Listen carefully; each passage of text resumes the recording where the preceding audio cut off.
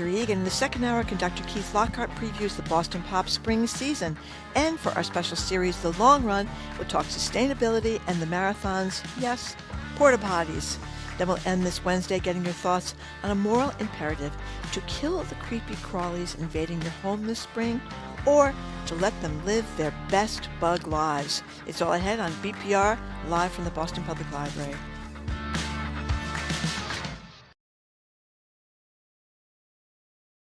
Live from NPR News in Washington, I'm Corva Coleman. The U.S. Supreme Court has weakened the Voting Rights Act protections against racial discrimination when congressional districts are redrawn. NPR's Hansi-Lo Wong has more on today's decision. For decades, in places where voting is racially polarized, the Voting Rights Act Section 2 provisions had helped ensure that racial minority voters aren't shut out during the redrawing of political maps, and that districts are drawn in a way that gives minority voters a chance of electing their preferred candidates. The new ruling from the Supreme Court's conservative majority weakens those protections, and it applies to redistricting at all levels of government. In Florida, state lawmakers who are in a special session on redistricting may create a new congressional map. Many redistricting experts expect Republican-controlled state legislatures in the South to eliminate at least some Democratic-represented House districts that were likely protected under the Voting Rights Act. That could lead to the largest ever decline in representation by black members of Congress. Hansi-Lo Wong, NPR News. The Senate Banking Committee has approved Kevin Warsh's nomination to be the next Federal Reserve Chair. This will now go to the full Senate for a vote. The Justice Department is asking a federal judge to keep the man accused of trying to storm the White House Correspondents' Dinner in jail pending trial. Cole Allen is charged with trying to assassinate President Trump and 2 firearm offenses. NPR's Ryan Lucas reports he has another court proceeding tomorrow. In a new court filing, the Justice Department says Cole Allen traveled across the United States with dangerous weapons to attack President Trump and other senior administration officials. It says Allen intended to kill, and he fired a shotgun while trying to storm the dinner. Simply put, prosecutors say Allen poses an uncommonly serious danger to the community and should remain locked up ahead of any eventual trial. The court filing also includes photos Allen allegedly took of himself around a half hour before the attack. He's dressed in black with a red tie and has an ammo bag, shoulder holster, and knives on him. Ryan Lucas, NPR News, Washington. London police say 2 Jewish men have been stabbed in the city. They've made an arrest. Both victims are hospitalized in serious condition. NPR's Lauren Freyer reports this is the latest in a series of attacks on London's Jewish community. Video shows police tackling a man and tasering him. A Jewish security group says the suspect was running along Golders Green Road trying to stab Jewish people. Witnesses say one of the victims was stabbed outside a shop and another near a synagogue. Police say he tried to stab officers, too. Prime Minister Keir Starmer interrupted Parliament to say this attack. It is deeply concerning to everyone in this House. On social media, he called it anti-Semitic and utterly appalling.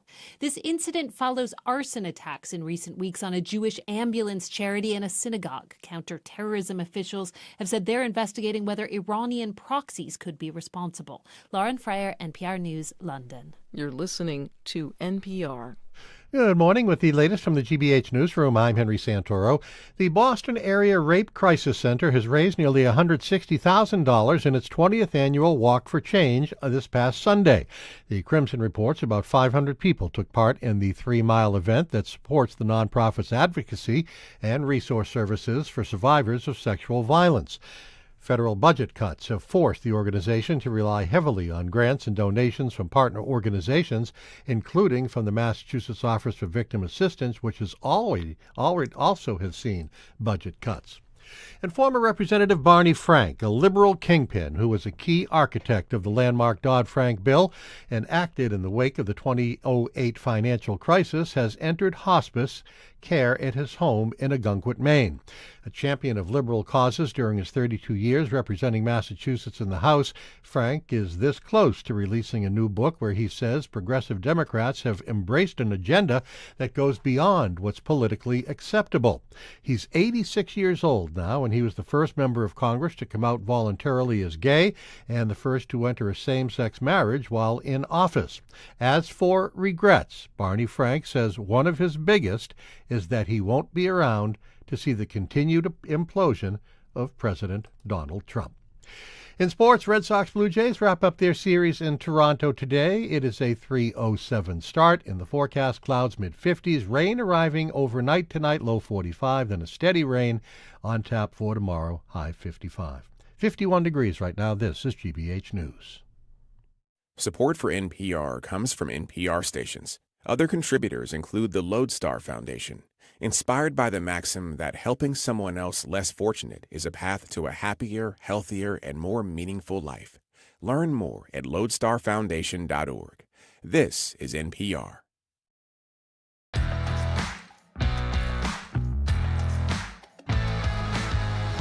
He's Jim Brady. I am Marjorie Egan. You're listening to BPR and GBH and NEPM live from the Boston Public Library. Thank you. And streaming at youtube.com/GBH News.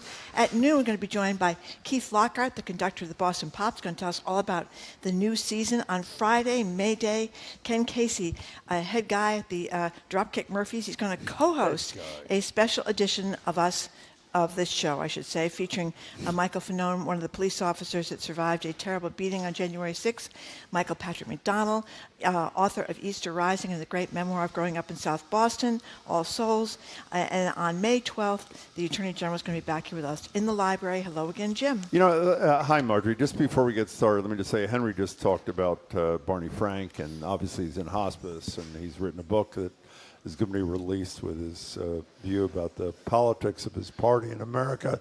And as you know, he and I had some moments along the way. I was a young legal services lawyer and a lobbyist, when veteran Senator Ted Kennedy and freshman Senator Barney Frank saved legal services for the poor in this country. Yeah. And to say he was brilliant and strategic, tough to deal with at times, but just absolutely brilliant protecting poor people's right to have access to the courts in civil cases is an understatement. And he had a very difficult life because he could not come out into very late in his career, and I think that was very difficult for him.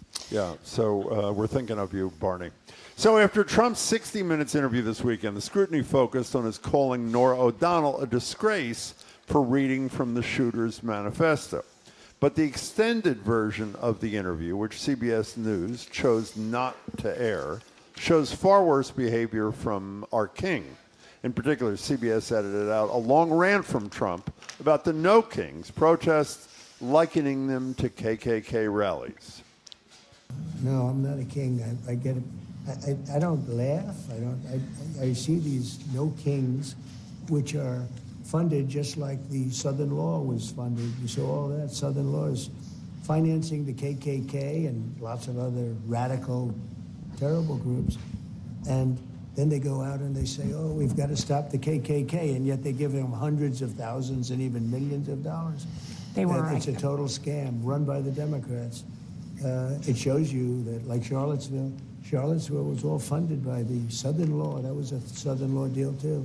And it was done to make me look bad, and it turned out to be a total fake. It basically was a rigged election. This was a part of the rigging of the election. Keep in mind, the Trump-friendly CBS News decided it was not important for the American people to hear that. The extended version, part of what you just heard, on YouTube had roughly 2 million views. Based on Nielsen ratings, the episode with Trump that did air on TV had almost 7 million views. And pair that with the fact that Trump's little lapdog, Brendan Carr at the FCC, has started an investigation into ABC Disney, trying to put him out of business because a comedian, Jimmy Kimmel, told a joke. You may not like the joke. That's perfectly fine. You can be offended by it too, but nevertheless, it is a joke. So our question for you to start off today at 877-301-8970 to call or text. Are you worried about what American media is going to look like after 2.5 more years of Donald Trump? The number is 877-301-8970. What's so dangerous about what 60 Minutes did? We know CBS News paid him, $16 million in the unaired version, by the way. He said it was $38 million, of course. And what CBS News, and everybody, I assume, listening knows, bought by the Ellisons, Trump-friendly people. Trump nodded in approval of this purchase that a lot of people thought was very bad news, and it is. The lesson out of this editing by CBS is you don't know what you don't know. since almost nobody is going to read the transcript of this thing, you don't know the rambling incoherence and this insane notion that the Southern Law, as he calls it, the Southern Poverty Law Center, he doesn't even know the name of the damn thing, funded Charlottesville. I know. Funded Charlottesville, and they decided, because it's Trump-friendly, CBS News, we didn't have a right to hear that. So compare the two.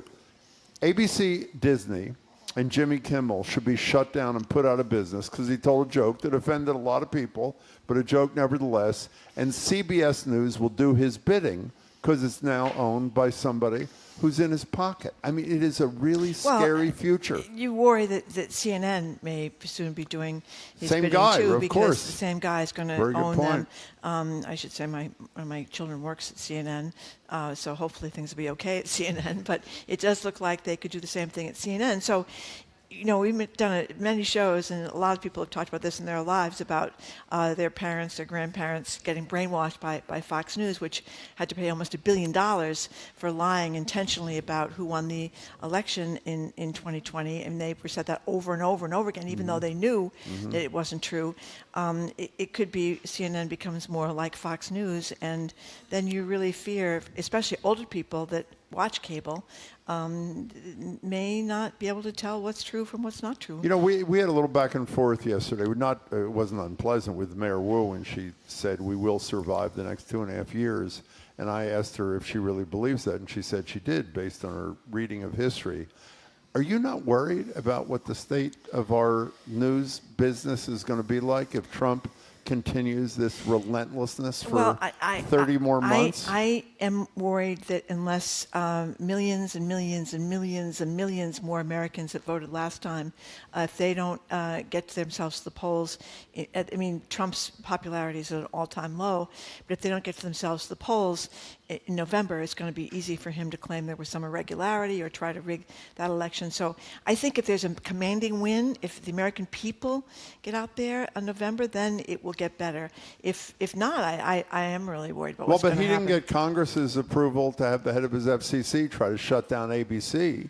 He didn't get Congress's approval to cut a deal with David Ellison so that CBS News has a Trump-friendly position. I think there will be fewer Republicans, and I think there will be more Republicans who suddenly find the courage to push back against Donald Trump if he gets walloped I hope you're right. in the midterms. And by the way, I just want to mention two other odd things. I think we have the pictures of them to put up.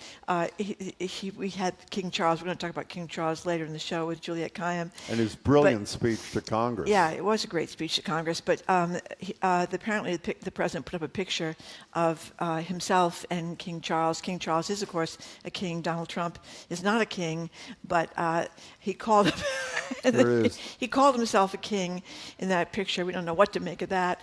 Two kings. And then there's been a lot of talk about the president's middle of the night true socialing, sending out these odd messages.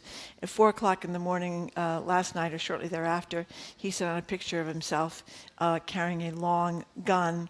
And this is in reference to the war in Iran. No more Mr. Nice Guy. 4 a.m. I don't know. I think those things are very weird, but not good signs of someone's what's going on in somebody's brain. But that's just me. 877-301-8970. What do you think about his attacks on the media? I find them very scary because I do think that a lot of places, I mean, the places that can afford it, like CBS, they knuckled under, just like a lot of these wealthy law firms knuckled under. ABC is standing by Kimmel so far twice. Yep. However, they paid him $16 million for George Stephanopoulos doing virtually nothing wrong. Which was disgraceful. Well, I hope that a lot of the people that paid him off early in his administration have learned a lesson. Maybe not. Maybe they realize now that paying him off doesn't do you a bit of good because he's going to keep coming after you and calling you a disgrace and coming back for more money no matter how much you pay him. I mean, that Paul Weiss law firm looks like absolutely ridiculous.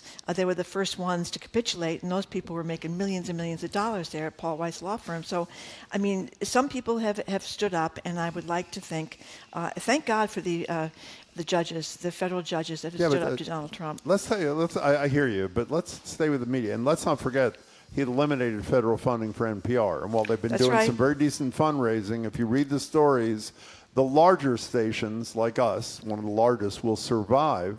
A lot of the smaller stations will not survive. Javier, you're in North Providence. You're first. Welcome. Hello? Can you hear me? We can. Welcome. Thank you for Thanks calling. for calling. Hi, yes. Hi, Jim and Marjorie. Sorry, yes. A long-time listener, fifth-time caller. I just wanted to speak on two fronts. Please. With regard to the 60 Minutes interview and how portions of it seem to be redacted, whereas, when Donald was running against Vice President Harris 2024, where's the outrage, about her, his edited interview versus hers in the lawsuit? I assume her people or someone on her behalf should, file suit to get the full interview, just as Donald did or Donald complained about. That's to me, that's a fair point. And but by the way, Ken, before you continue with your next point, Javier, is what it turned out was that the editing of the Harris interview that Trump complained about was not unfairly edited. If you read or listened to the whole thing, ultimately, this was. We just cited one or two examples of what was edited out of what was on air. This was a political edit job. And the issue was also, the agreement was that they would have the full transcripts available after Harris. This full transcript is available. Yeah, how about, but what's your second point, Javier, please? Oh, I'm sorry. Yes, the second point is where Donald going after Disney ABC, that's pretty much a shot across the bow to the other networks, whereas, Brendan Carr is now going to review the licenses for the ABC-owned stations. I believe there are 8 of them. 8, correct. In large markets. And if Carr decides, Disney ABC isn't playing fair, those stations might go dark. As I understand it, or try to understand what that means for the network affiliates, like mine down here in Rhode Island, which was recently bought by Sinclair. So pretty much we only have 2 network affiliates in Rhode Island.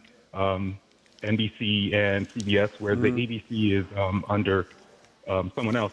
But as far as what that looks like for the affiliates, they just may get spooked and drop the network altogether. So that's one less area of news that local folks would be getting. Well, also, Javier, that was a great call. That was a great call. Thank you. And the point about Sinclair is really important because people may Explain know who they are, yeah. They own, I think is it 200 Couple stations? hundred, yeah. It's quite a few. And they have been criticized for their lack of accurate coverage and having the newscasters kind of repeat the same sort of monologue.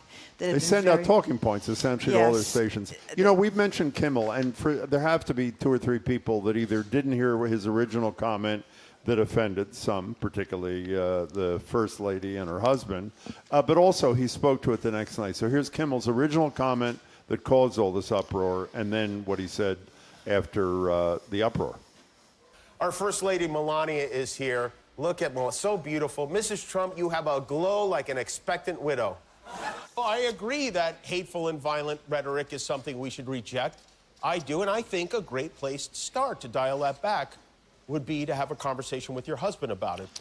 By the way, the fact that he doesn't ever back off is really to be commended. If people think it's easy, it ain't when the President of the United States after you. And by the way, we should say, in addition to the political move by the FCC, they're also lying. Brendan Carr, the head of the FCC, said the reason they started this latest investigation is because of DEI concerns. That's right. Now, coincidentally, the DEI concerns arose the day after Melania and Donald Trump are complaining about Jimmy Kimmel, saying he should be fired. And Kimmel went on to say that, the joke was about the age difference, that Trump is pushing 80 and that Melania Trump is younger than Kimmel is. So he's talking about the big age difference between Donald Trump and Melania Trump. Can I tell you something? I wasn't crazy about the joke, frankly. I prefer he hadn't said it, but so what? I mean, really, in the grand scheme of things, because the president is offended? Well, I think if you look at the grand number of jokes, widow jokes that have been made about much younger women marrying much older men, I think that's almost standard fare. Yeah. The idea that they marry them because they figure they're going to... I know, it's not my cup of tea. Old guy will die first and they'll inherit his money. I mean, that's kind of a standard thing, isn't it? 877-301-8970. Carla, you're in Acton. We're talking about the future of media, news media in this country. Hi. Hi, Jim and Marjorie. Can you hear me? We can. Yep.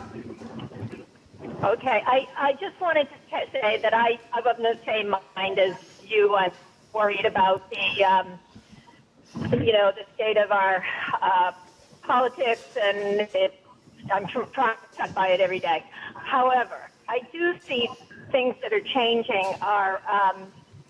We don't live in a vacuum, and regardless of whether you're a daily consumer of Fox News and everything on the right, you can't not be exposed to the truth of the matter. And whether it's through your children or it's through enlightened friends or seeing the protests and, all of that kind of stuff, I think we're getting there in time. It's going to take time. But the thing that I worry about most is the amount of damage that's going to be done by Trump and his acolytes, for the remaining amount of time that he has control. Yeah, Carla, I respect your opinion. I think you're far too optimistic about how honest news gets to people. The vast majority of people in this country are not like you and us and people here who are obsessed with this stuff and pouring through sources. They're really busy. They're working 2 jobs. They have 3 kids. They have more important things to worry about. And unless it is presented fairly by the first place they go, they may never get the whole story. So I hear you, and I hope you're right, but I fear you're wrong. Carla, thank you for your call. 877-301-8970. I mean, look at, and this is right behind you, outside the Supreme Court, the headline on CNN, analysts, Voting Rights Act ruling a potentially cataclysmic shift. Is this the case that deals with the redistricting? It's the redistricting stuff, which may wipe out a lot of the minority and majority districts that allowed people of color to have adequate representation. But since we know there's no discrimination in this country anymore, we don't have to worry about that. Well, as the president has said on many occasions, whatever room he's in, that he is without a doubt the least racist person in any room. I feel that way. He is. He does. He's the least racist person in the universe, I guess. I don't think he's actually said in the universe, but we'll talk to Andrew Kerbal about this case, by the way, tomorrow. Okay, let's go to Mitchell in Michael too. Oh, Michael in Rockport. It's Mitchell's brother. Sorry, Michael. Hey, Michael, how are you? I never knew I had a brother. Well, now you do. Treat him well. Thank you for taking my call. Good. When I was a college student at Hunter College in New York City, where I grew up, our faculty advisor on this campus newspaper was on the board of the New York Times. Prior to that, she was an executive at CBS News. And she used to, and I was the managing editor. Oh. She used to drill into us that, reporting facts and facts only are what it's all about, and that free press journalism that's telling the truth is one of the pillars of democracy. And that has stuck with me all these many, many years later, even though I'm not a journalist as a profession. And it just seems to me, and I was very disappointed to hear about what CBS did in editing that conversation, that interview, because editing for time purposes to fit into a time slot is one thing, but editing for anything other than that, for political reasons or to court political favor from anyone by the CBS network, based on their history as one of the pillars of broadcast journalism, not only in our country but in the world, it's incredibly disappointing. From Edward R. Murrow to where CBS has gotten now, kowtowing to this administration is not only disappointing, but it's utterly disgusting.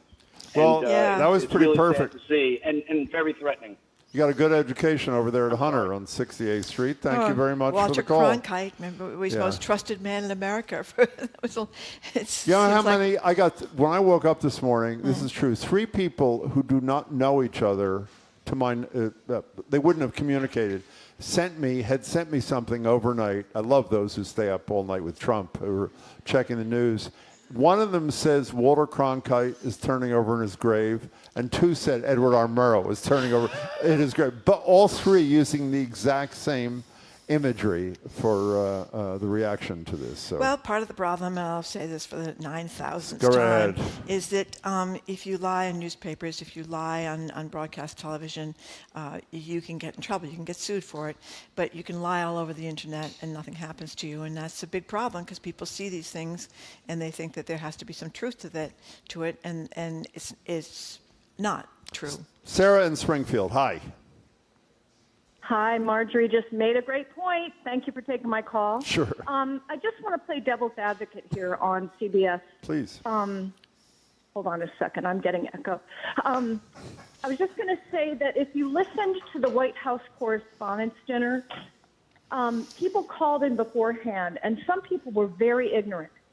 And Trump was clearly trying in that clip to push propaganda, and CBS actually did the right thing by not airing it because it was untrue. And so I'm just saying they did the responsible thing by not including that in the broadcast. Well, I would argue, I didn't want to get into this, but since you brought it up, because I'm generally a fan of hers, the disservice that CBS News is that Norah O'Donnell did not do her job during the interview. That clip we played for you was just one of many, was 40 seconds long.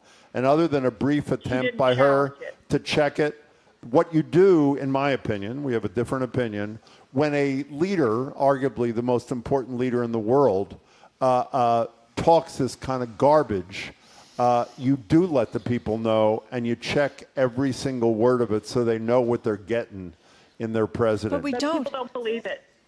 Well, that may be the case, but that's how I view our job, Sarah. I respect your position, but you don't hide it just because it's untrue. If he says it and it's a total scam, then play it and expose it. But I hear you. You know what? Thank you, Sarah. We've had that argument all through the debates. We don't do that in the debates. He got up there and lied all through the debates. He didn't get criticized in real time. There's a big difference. There's another side in those debates. Yeah, but the other side, often they move on to the next question. You can't or interrupt. time is up. Yeah, or well, something. you and I check candidates a lot in debates. A lot of people don't like when we do that, actually. A lot of people want to hear the candidates, and then when when the debate is over, you have an opportunity to do it. In a one-on-one interview, if you want to see a master class, you go watch Jonathan Swan, who interviewed. He was great. How many years ago was that? Like it 3 years ago? It was not a debate, though. No, I agree. And Swan, because there was no other candidate there, no other side there. Yep. Every lie out of Trump's mouth, Swan checked in real time. He did. He knew more about Trump than Trump knew about Trump. It was brilliant. Well, 2 points.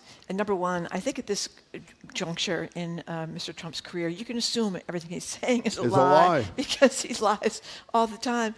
And number two, I just think when people get up in debates and talk about people eating cats and dogs, maybe that should be fact-checked in real time because nobody was eating people's pets. That's a good point. God. It's over so That's quickly. how it works, Marjorie. We have a clock. I'm always surprised at how fast. Shocking. Right, and then I get all revved up, Jim, and then it's all done. Okay, up after this break, and thank you for the calls and texts. We're talking to our food policy analyst, Corby Kummer, about rising costs for farmers, and this fascinating story about how these weight loss drugs have wiped out something called food noise that apparently has afflicted millions of Americans. I'm Marjorie Egan. He's Jim Browdy. Listening to BPR and GBH and NEPM live from the Boston Public Library and streaming at youtube.com/GBH News.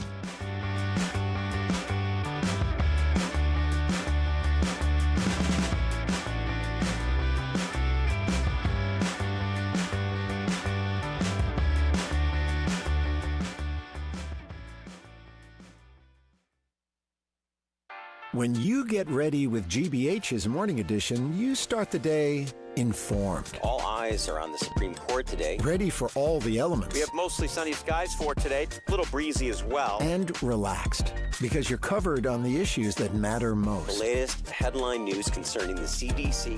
Get ready with us. GBH's Morning Edition with Mark Hers. Weekdays starting at 6 on GBH 89.7. And streaming on the GBH News app. Our programs are made possible thanks to you. And Safety Insurance, offering auto insurance policies designed to help for when the worst happens. You can ask an independent agent about safety insurance. Safety Insurance will help you manage life's storms. And Harvard Museums of Science and Culture, 4 museums a short walk from Harvard Square, with exhibits ranging from stunning glass flowers to ancient Egyptian mummy cases. Learn more at hmsc.harvard.edu.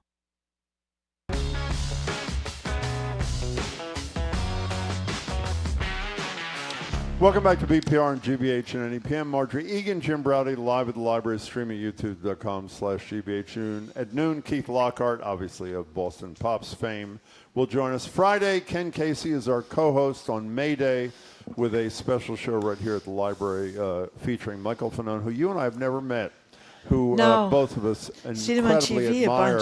He was one of the law enforcement people who was attacked on January 6th and has done great things since with his life.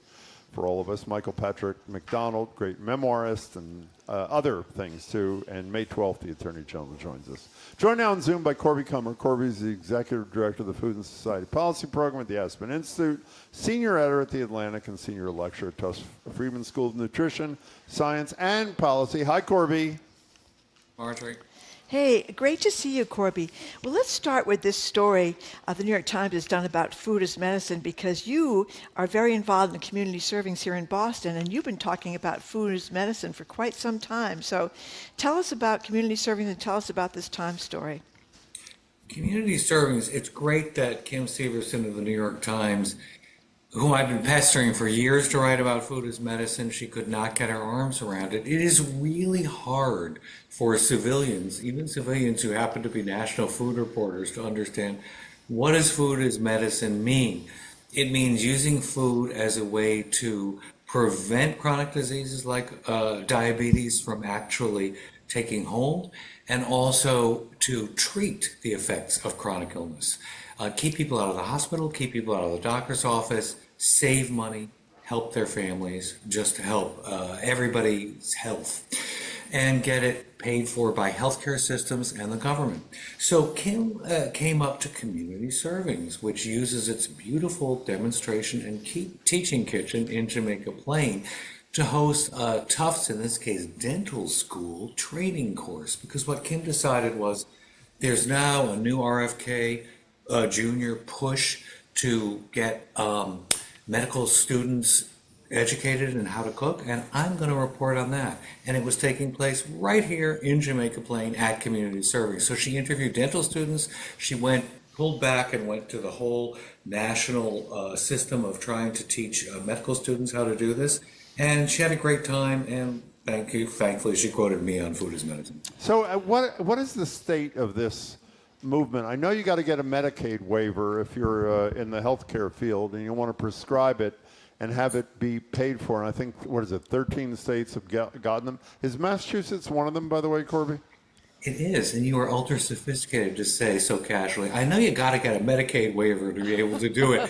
So what the waivers allow is Medicaid money, which is among the largest pools in the country for paying healthcare costs, to use Medicaid money not just for straightforward visits to the doctor or emergency room or hospital, but also for what are called the social determinants of health, like housing and food. Almost universally, the states that have them, there are a dozen on the wait list, there are 13, I think, that have them now, use them for food programs. And yes, Massachusetts has one of the longest and best established, and is doing one of the most important evaluations of how this has reduced healthcare costs.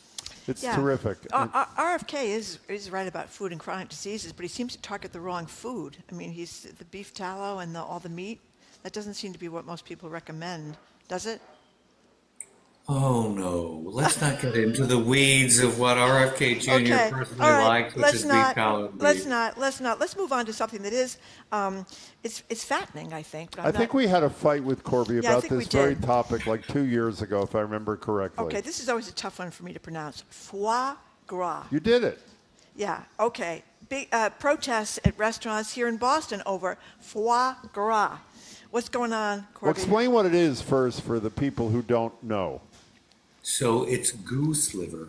The geese are force-fed corn in a funnel that goes down their throats. The farmers insist they don't suffer and they like it. We're not geese, so we can't actually assert whether the geese mind it or not. But I have a solution for that. I know we're not geese. Why don't we force feed some of the farmers and see how they feel about having the pipe down their throat? Or why don't we just let them eat it if they like it so much? Okay, go ahead. And?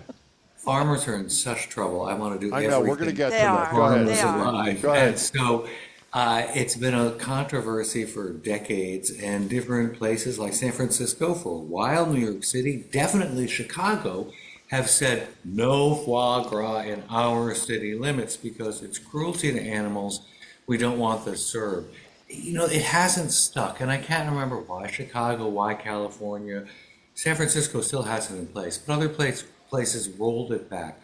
So now there's Chainsaw, an activist group, and it's ganging up in front of very good restaurants like Pammy's and the Zav, which says Duwa at the top of Mass Ave and Com Ave, and saying, you know, hey, you diners inside in your faux fur coats, as it turns out, they thought it was fur coats, you have to stop doing this. It's really bad for animals. Quit eating foie gras. It's animal cruelty. And the chefs and the restaurants all have different ways of dealing with this, but, you know, they don't like being ganged up on outside their restaurants. You know, let me just say, since you mentioned Pammy's, Pammy's is a phenomenal restaurant, and the two people who own it, the couple, are terrific people. And for what it's worth, while they didn't speak to the Globe, and I don't know why, Chainsaw says that they have a written statement from Pam Willis, who's half of the team that owns this, saying they're not going to do it anymore. So while we don't have that confirmed by Pam or Chris there, they say they're not doing it. You are on the wrong side of this issue, aren't you, if I remember correctly? No, I'm not on the wrong side. I thought you were. I think if protesters don't want it, the restaurants should say the heck with it. It's not worth the profit. That's not a good position, saying if the protesters don't want it. The issue is, why should any restaurant be, if there's a decent shot, even if we don't know 100%, that it causes, I'll be euphemistic, great discomfort for the animal, why do we need to have this? Order a top liver. Because I've talked with farmers themselves who raise geese, and I've read so many statements saying these geese don't mind it particularly, and I think what I feel is, if you're going to take a stand against foie gras, why aren't you taking a stand against all concentrated animal feedlots, operations, and the enormous amount of cruelty that goes into raising animals on a mass scale? I'm about to do that, by the way, but not today. So one thing at a time. We're talking to Corby Kummer. So Corby Kummer, I thought this is another great story from the New York Times. Gina Colada, I think that's how you say her name. This is a great story about something called food noise, which apparently people that have, they may not have weight issues, but some people are just plagued by this. Like, what am I going to eat? What am I going to eat? How not to resist eating? Oh, I don't want those carrots. I want the cake in the kitchen. Eat the cake in the kitchen. They're talking about how they got this buzz going on in their heads all the time about food, which these food loss drugs like Ozempic and Wegovy have taken away, so they're not plagued all day by food talk in their head. It's the most fascinating phenomenon. And the fact is that the drug companies themselves and the medical researchers don't know exactly how the drugs eliminate this constant buzz inside your head saying, you know there's cake in the pantry, you know there's cake, go and get it while nobody's looking.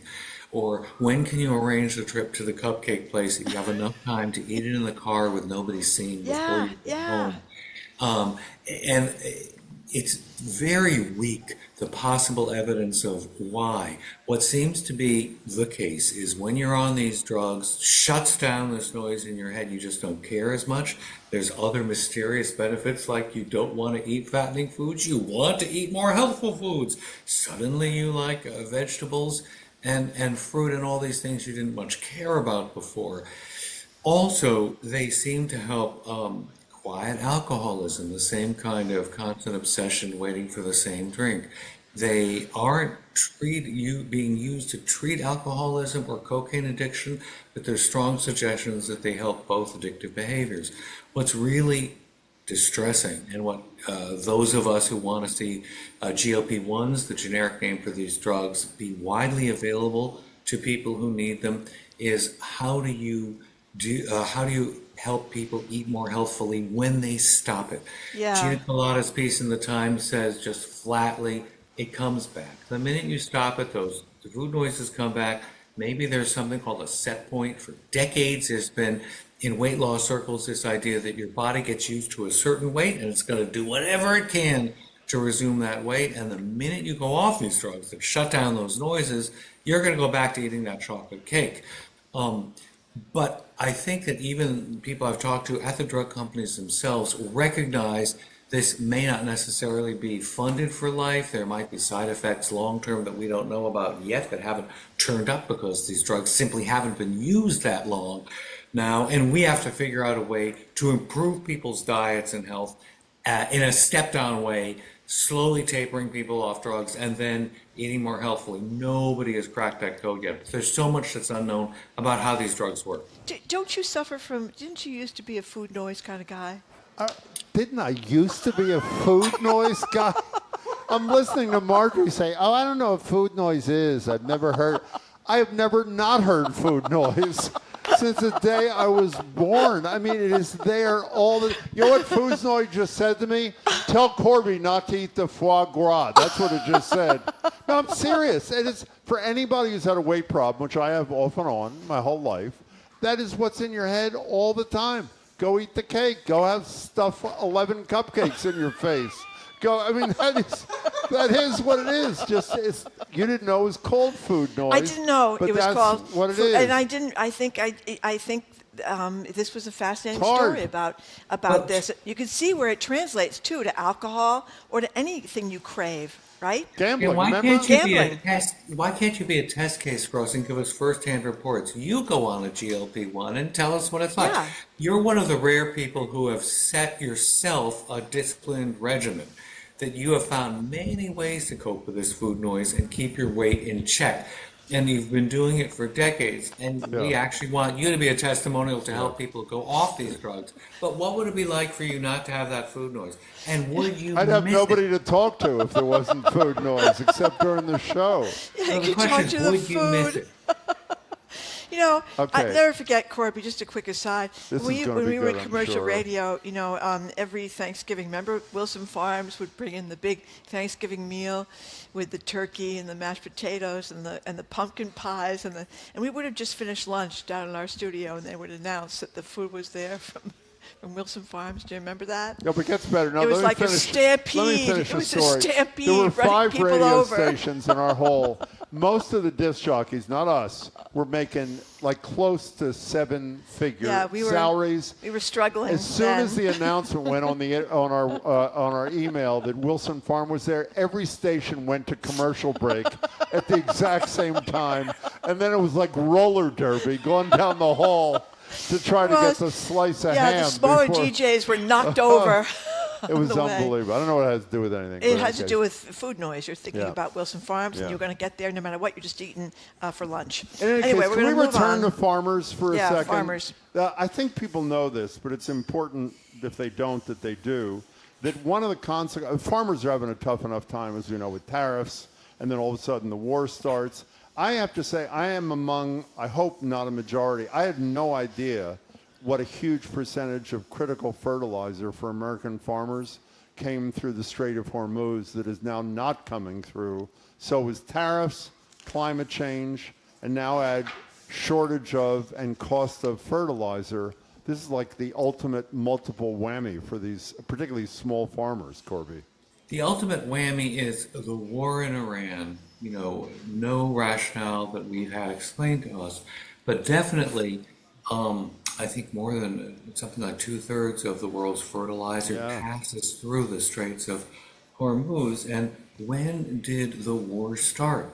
Planting season. Yeah. Planting season is not only the time when farmers have to make this very difficult annual outlay for these fertilizers, but they also need a lot of fuel to be going around their fields and laying all of the fertilizer and tilling it with their enormously expensive combines that run on diesel fuel, which has also gone up like 40% in price. And so the Times, or I can't remember if it was the Times, I think maybe Civil Eats, did a terrific story about farmers who are completely losing not only their profit margin, but they think the ability to stay in business this year because of the double whammy of increased fuel prices and scarce and expensive nitrogen-based fertilizer.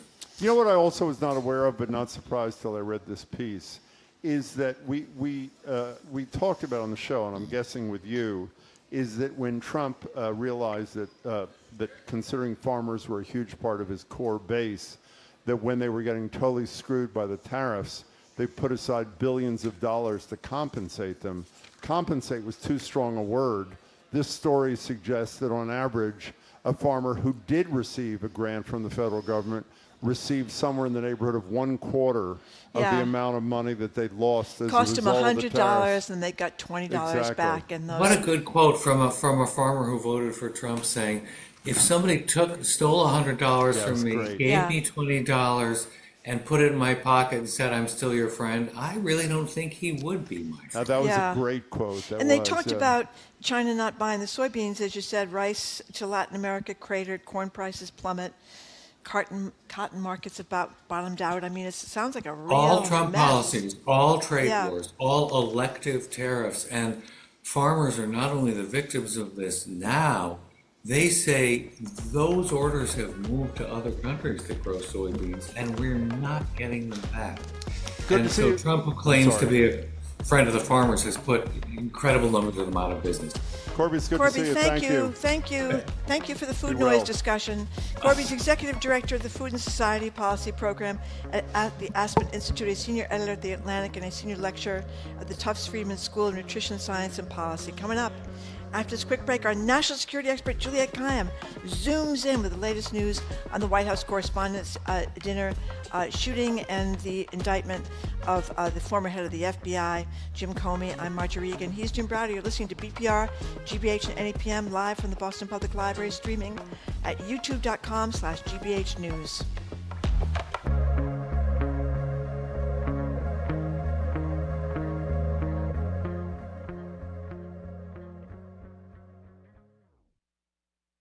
I'm Jared Bowen. Coming up on The Culture Show, Michael Patrick MacDonald. His best-selling book, All Souls, brought readers into the South Boston he knew, an insular neighborhood marked by poverty, violence, and ruled by rampant drugs and Whitey Bulger's gang. MacDonald lost 4 siblings to the forces tearing through that world. Today, he's helping others right through the harshest parts of their own lives, with a storytelling program working with communities from Boston to Belfast. That and more on The Culture Show today at 2 on GBH 89.7. Support for GBH comes from you. And Seasons 4, the outdoor living store, featuring over 100 styles of outdoor furniture delivered throughout New England, plus a wide selection of plants, statuary, and garden accessories. April event in progress through Thursday. And Modern Pest Services, providing integrated pest management for Boston homes and businesses. Modern Pest uses a prevention-first approach to seasonal pests to help target the source of the problem. Learn more at modernpest.com.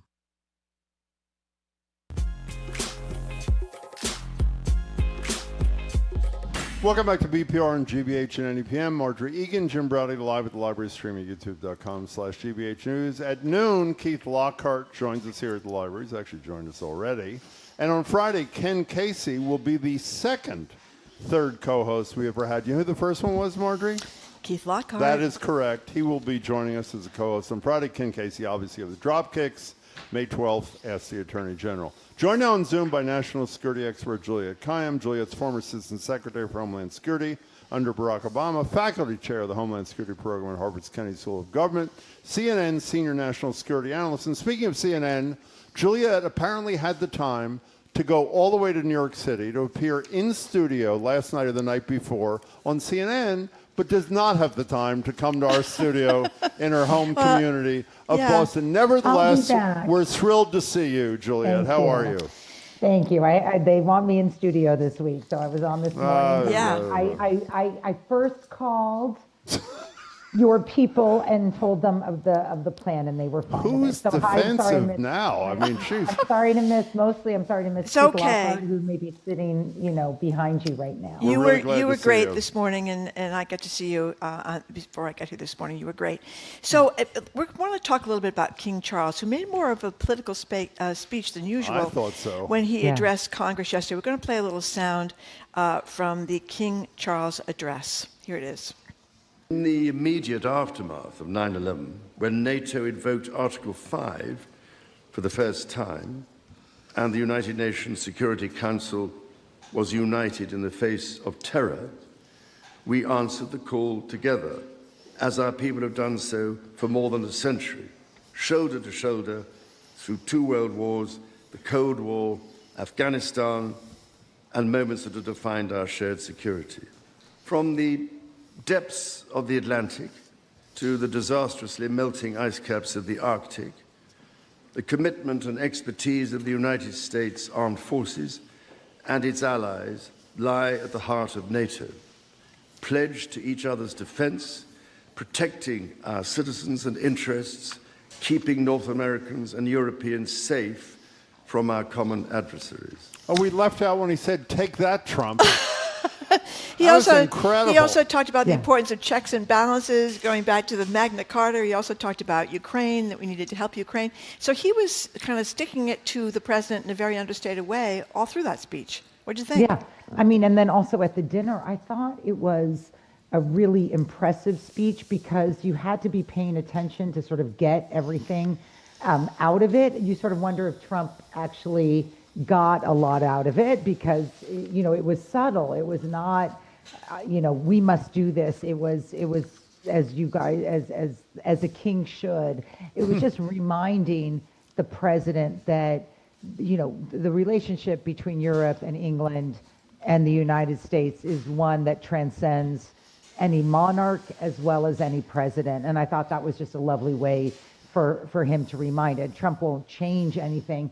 But look, I mean, as I often say now, Trump is at 35% popularity. Why aren't we saying these things? Like, it's on us now. This is not a wildly popular person. It's the time to push back, as you're seeing the king do so in defending his country and defending NATO. You're seeing ABC and Disney do so in their pushback on with Jimmy Kimmel. So I think you're going to see a lot more of this. You know, can I just say one more thing about the incredible thing about his speech to Congress, which, again, subtly, incredibly political, despite everything everybody says the king doesn't do.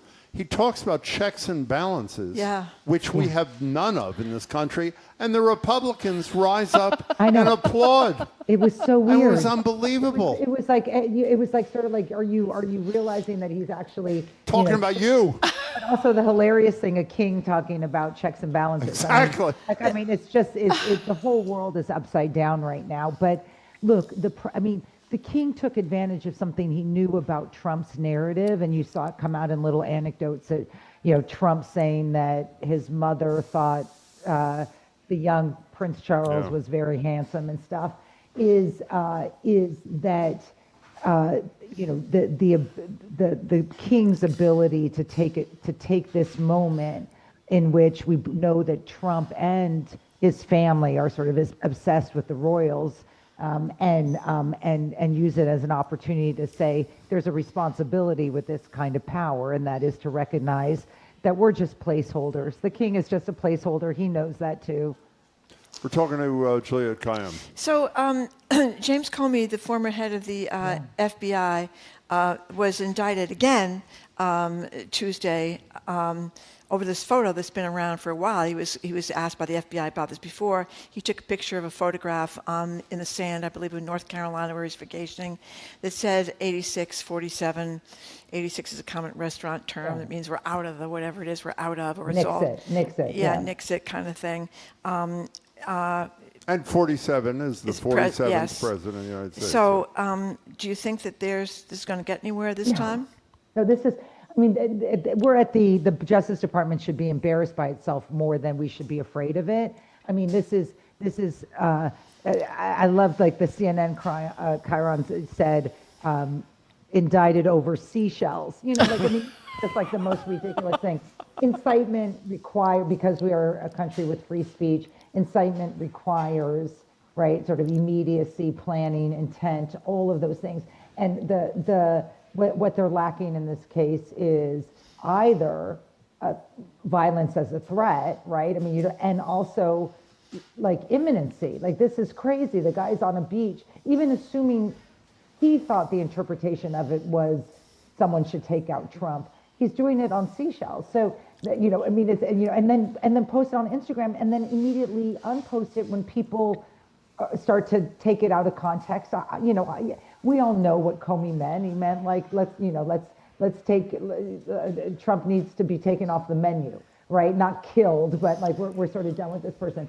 Look, this is, as I said, is, and I've been saying this in the dark days of the last, lots of things going on, is, things will change when Trump is under 40% popularity. It will both be how people react to him. This case is going to be a joke, but it will also be his desperation. And so you're seeing this, I think the Jimmy Kimmel thing, as well as this, are, oh, I'm the president, I get to say everything horrible that I want to say, including, like, he posts videos of, like, Biden in chains in a trunk about to be executed by Trump. Like, I mean, it's just, he's allowed to do all this stuff and no one else is allowed to do it. So I think this is, this is the desperation of someone who wants us to not be looking at the failures of policy with the economy and, of course, the war. I mean, we're not talking about the war. The war is an utter disaster presently, and will get more so because Trump does not have an exit strategy. Now, the reason Juliette, obviously uninformed, says the war is a disaster is because she didn't hear Donald Trump saying, we've won everything. Everything has been won. Juliette, you wrote a really interesting piece, I thought, about the Saturday night dinner and the shooting and what it may mean for a big year with a 250th anniversary celebration, a World Cup, and lots of other big things happening. What point did you make? Well, I mean, look, I'm in the world of a bad thing happens and I get called and stuff. And obviously it was very scary on Saturday night at the attack and attempted assassination of Trump on Saturday night. But then when I actually sort of was unwinding what happened, look, you have a secure zone for an event. And if I look at it from just that perspective, this was a very successful intervention. The suspect never shot a gun, never really got close to the president. Was not shot, and we're not admitting it yet, but I think everyone knows that it was friendly fire. The one Secret Service agent who did get shot, and the suspect never breached any of the real security. So yes, there was a vulnerability at the hotel. He was able to check in. But when you actually look at these things, it's as an expert, you say, well, my standard was the president always in a sealed security zone? The answer is yes. And so, but it just shows the challenge of these events that we have upcoming and with VIPs and the president and others, which is, look, you want to reduce as many risks as possible. You can't eliminate them. You want to have the right kind of defenses and unified defenses. We see this with Boston in terms of the World Cup. But at the top of this balancing triangle is people want to get together. They want to have fun. They want to see sports. They want to go to an Olympics. They want all the work the space that I'm in now.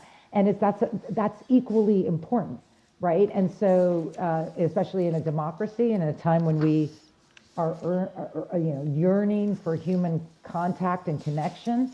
And so let's not view, the mere breach or risk or vulnerability is not a sign that we can't do these things. It's just a sign that the deal is this is going to be vulnerable in some capacity, and you're just trying to minimize the vulnerability. We're talking to Juliette Kayyem. Juliette, one of our favorite media critics is Margaret Sullivan. Yeah. And I think of her every time there's a headline that doesn't come near to expressing the outrageousness of the content. Here's the headline in the Washington Post. U.S. issues new rules for non-immigrant visa applications. Yeah. Okay, well, that's not a big deal. Let me explain and get your thoughts. Immediately after an appellate court says that Trump's declaration of an invasion on the U.S.-Mexico border is illegal, meaning they can't stop processing asylum claims, people have to listen carefully to this because they're going to think they didn't hear what they just heard. If you're trying to get a visa because you're seeking asylum, under the new rules, you must say you do not fear harm or mistreatment in returning to your country, even though most people seeking asylum are seeking asylum because they fear harm or mistreatment by returning to their country. So they're basically saying you have to defeat your own asylum claim or you can't get your visa to pursue asylum. Is that a fair description of what That's they're doing? It. And they're doing it in writing. So basically, to be able to start the process of the visa process to enter the country, you then have to put in writing, and presumably under some sort of oath, that you do not fear or have a reasonable fear of death or violence if you return to your country. Well, that's the legal standard for asylum. So if you're requiring them to do that, then one, what's the reason for them wanting to come to this country unless it's a visitor visa or something? And two, they've done a workaround against the clear intent of the court ruling, which was only Congress can end asylum and change the asylum standards that are encompassed in our laws. If the White House finds them too permissive, then change the law. But you can't just say, well, we're not going to process asylum at this stage. So it's just, we're at sort of wave 3 of, or maybe wave 8 of whatever Stephen Miller has, or the plans that Stephen Miller, the Deputy Chief of Staff, has for this country, which is you sell it as we're getting rid of the worst of the worst. You have massive deportations, and then when people look at the numbers, 85% had no criminal record, and only 3% had violent criminal records, right? Then you move to, and in that pool is also some Americans, as we now know, Americans have been detained. Then you move to lawful immigration, either this process, asylum seekers are through a lawful process, or people who are here who are just getting rounded up. And that's the challenge that's why we don't have visitors here anymore. I mean, the proof is in the pudding. No one is coming to the United States. And the White House, that's what they wanted. But it's impacting Maine, and, it's impacting, major cultural institutions that are suffering for this. So this is the third way. They're just going after lawful immigration now. Yeah, by the way, people who don't look like us. What? I should say TPS is part of that too. Temporary protective status is a congressional statute that allows the president to grant temporary protective status to, in the case that's relevant to our community, Haitians here in New England and Boston, and that's lawful. And the White House basically changed the expectation for so many Haitians. They've now lost in court. The White House has, so this is another round. Before you go, speaking of court, we only have a minute left. The Supreme Court just ruled minutes ago that Louisiana voting map is racial gerrymandering, and they struck it down. And what I don't have time to check out, but we'll go over with Andrea Cabral tomorrow, in light of the fact that these maps have to be redrawn away from being majority-minority districts, the intent of which was to give people of color a fair shot of electing people of their choice. I don't know if there's enough time for maps to be redrawn for November, but if they are, it seems like this optimism about Democrats taking back the House is going to have to be tempered, because there are going to be a lot of Democratic seats that are going to be at risk. So we'll try to get you an answer by the end of the show, but clearly tomorrow with Andrea Cabral. Yeah. Good to see you, Juliette. Be well. Bye, you guys. See you next week. We will. Take care. Good to see you. Thanks. 6-3. I was naively hoping it wouldn't be that much of a slam dunk with the Supreme Court. But anyway, we were speaking with Juliette Kayyem, former... By the way, in all seriousness, I have no idea, but if the ruling requires or allows redrafting of districts prior to people voting in November, this could have a profound impact. It could have a huge impact.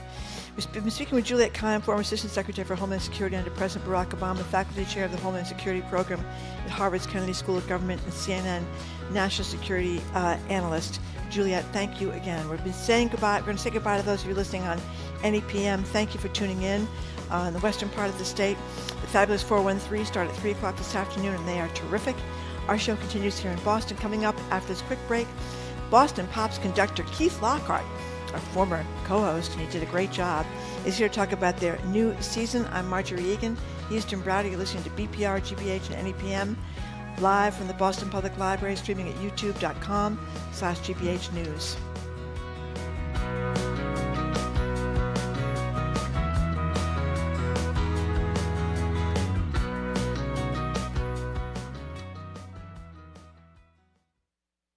Support the news you trust by donating your car, truck, or other used vehicle to our vehicle donation program. You'll have more space in the driveway this spring, and you may earn a tax advantage. Learn more at gbh.org/vehicle donation.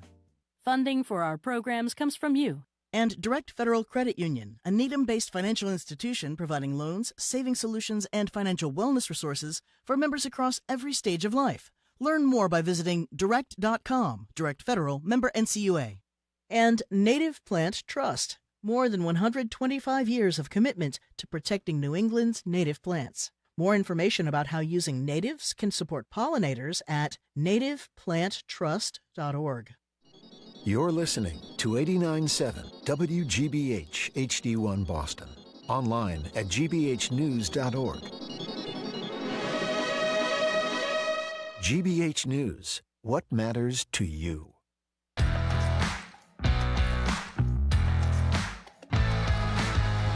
Welcome to hour number 2 of Boston Public Radio, 89.7 GBH. We're broadcasting live from the Boston Public Library. Thank you. And streaming at youtube.com/GBH News. I want to announce one more time, on Friday we're going to be joined by Ken Casey of the Dropkick Murphys. He's going to co-host, as our next guest did so ably just a few months back. He's going to co-host on Friday, and he's going to bring with him Michael Fanone, one of the police officers that was badly beaten on January 6th. You've probably seen Michael Fanone on TV. Michael Patrick MacDonald, author of All Souls, the great memoir about growing up in South Boston, and Easter Rising, another great book. May 12th, the Attorney General is going to join us here at the library. Hello again, Jim. Hello there. We're now joined by one of our favorites. Is it a mistake to say one of our favorites? I just realized. Should I have said that? Not. Okay. It is not. One of our favorites. Don't screw it up, my friend. Keith Lockhart, conductor of the Boston Pops Orchestra, here to spread word about the Pop Spring season and more, which kicks off next week. For info and tickets, go to bso.org. It's so nice to see you, Keith Lockhart. Great to see you guys. I'm a little jealous, I have to say. Why is that? I thought I was your only co-host. Well, you were, when you did it, you were our only co-host. Yeah, and now Ken, huh? It moves on. No? I mean, things move on. I was against it, Keith. He's a great guy. He's a good friend. I said, Keith has done such a superior job. No one else can come close. Please keep the bleep button close at hand. That's true. That's very true. good. Okay. You know, and he's a great musician, obviously, and so are you. I was going to ask you a musical question before we get into other stuff, what's going on this season. I was just looking at the dates. You know, you've got you're going to be starting May 4th. You're going to do all this Star Wars stuff, and then May 8th, it's going to be a violinist and Ray Chen and all these light classics, a whole different program. So May 4th is one program. May 8th and 9th another program. May 12th is another program. How does this work? Do the musicians spend the whole winter? Lord knows, Marjorie. I mean, that's incredible to do entirely new and different concerts every 3 or 4 days. What we do at the Boston Pops, I think, resembles a really great short order cook sort of restaurant.